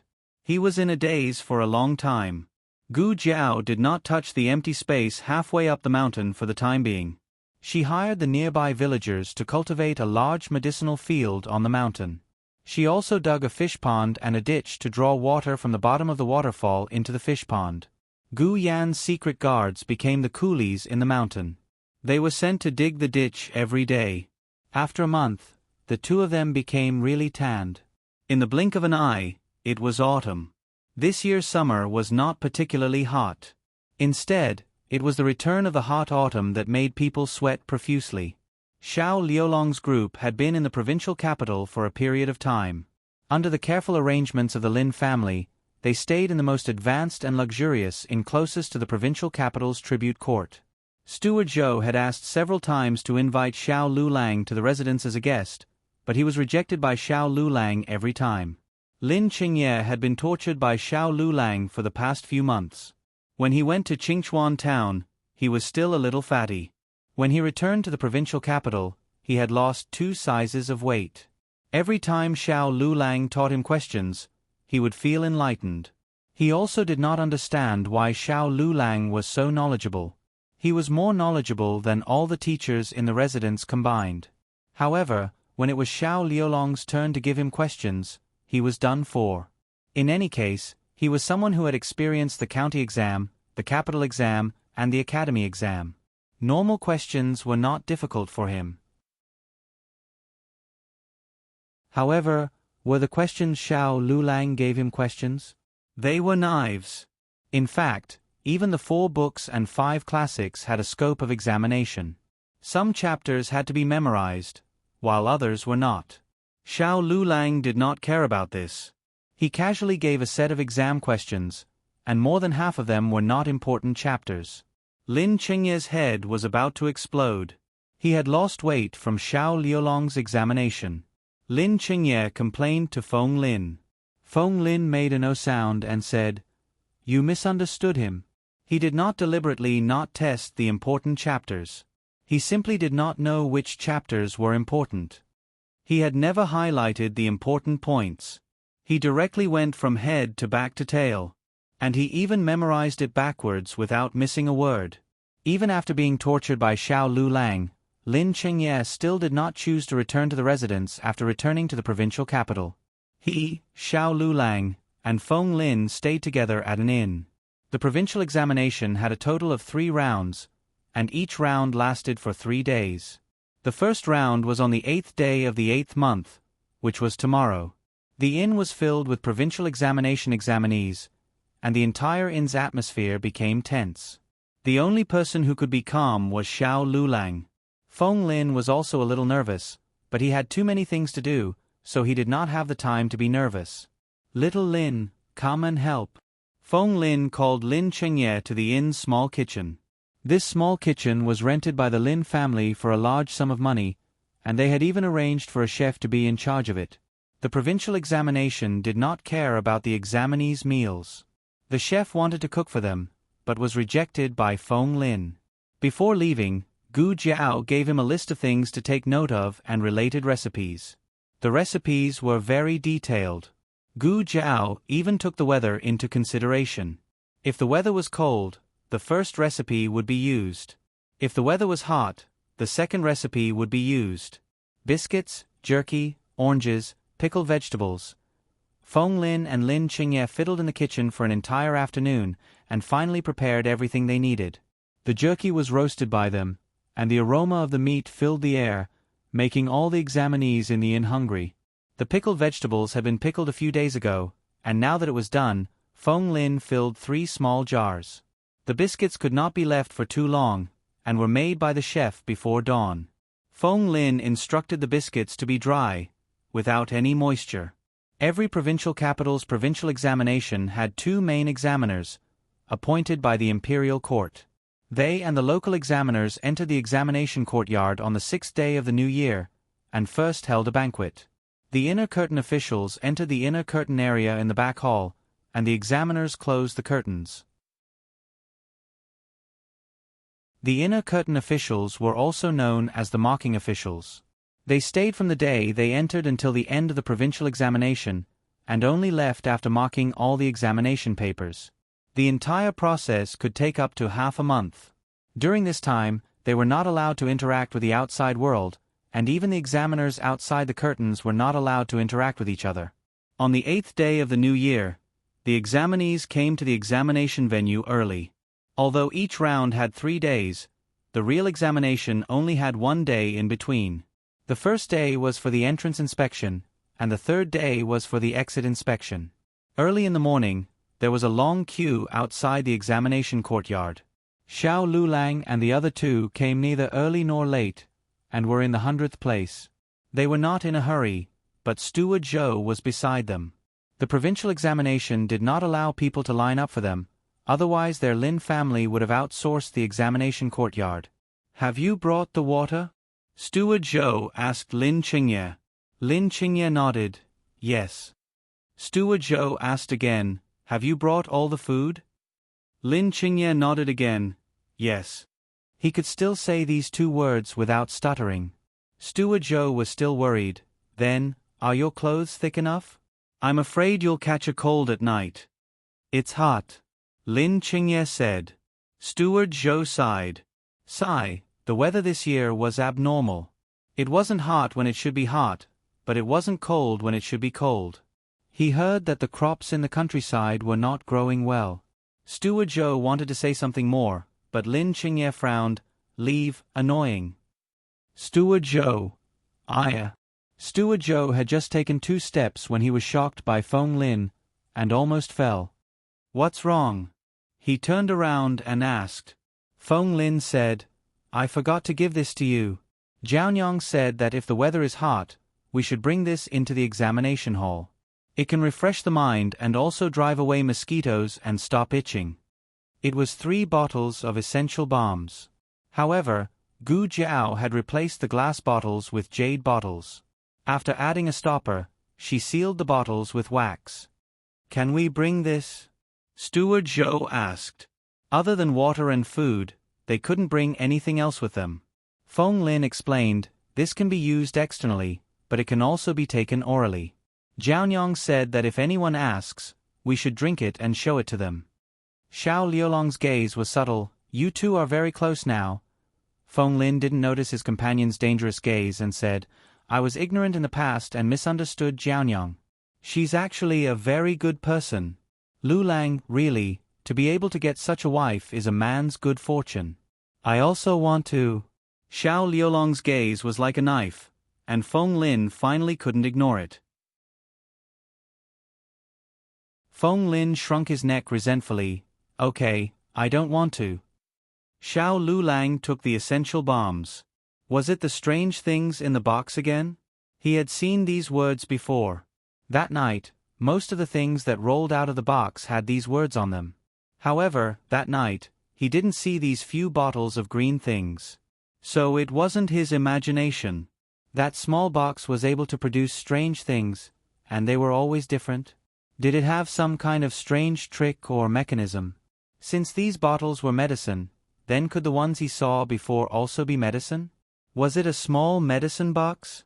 Even someone as smart as Xiao Lulang couldn't understand Gu Jiao's small box. Soon, it was his, Feng Lin's, and Lin Qingye's turn to be searched by the guards. Feng Lin indicated that they had brought water. When he opened the bottle and drank a drop, he almost died from the taste. "Oh my God, this is too refreshing." After entering the examination hall, the examinees were assigned to their respective examination sheds. Some people also called them rooms. The rooms were simple and crude. There were only 2 wooden planks. One was used as a table, and the other was used as a chair. They were respectively embedded in the grooves on both sides of the room. At night, the examinees would put the 2 planks together to make a bed and spend the night there. During these 3 days, the examinees weren't allowed to leave their rooms. They had to eat, drink, go to the toilet, and sleep inside. The first test was about memorization and poetry. It was reasonable to say that it would be the Analects of Confucius, the Doctrine of the Mean, or the Great Learning, or the Mencius, as well as a 5-character 8-rhyme poem that he had composed himself. However, this year's provincial examination questions were especially abnormal. There was an additional test, the Classic of Filial Piety. Strictly speaking, the Classic of Filial Piety wasn't long. It was less than 2,000 words. However, The problem was, it wasn't tested. If it wasn't tested, who would memorize it, right? When he saw that he had to memorize the classic of filial piety, Lin Chengye's hair stood on end. It wasn't because he was scared, but because he was excited. Because Xiao Lulang had tested it. Xiao Lulang was a very strict teacher. As long as Lin Chengye didn't know how to answer the questions, he would retest him a second, third, or even fourth time until Lin Chengye knew how to do it. Not only did Lin Chengye lose weight, but he also became bald at a young age. It was all because of Xiao Liulong's torture. However, at this moment, Lin Chengye loved Xiao Liulong's torture to death. Lin Chengye knew that there would be very few people memorizing the classic of filial piety in the provincial examination. Just the first test alone was enough for him to lead many people. The latest chapter of this book isn't finished yet. For more exciting content, please scan the QR code below to download the app. Novels are more complete and updated faster. Millions of novels are free to read. Novels with connotations that can't be found online are all available here.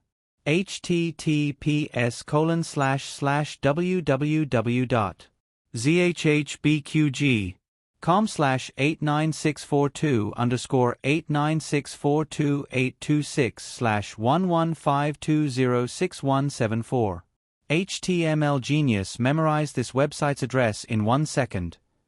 www.zhbqg.com Biku Gu mobile reading website, zhbqg.com.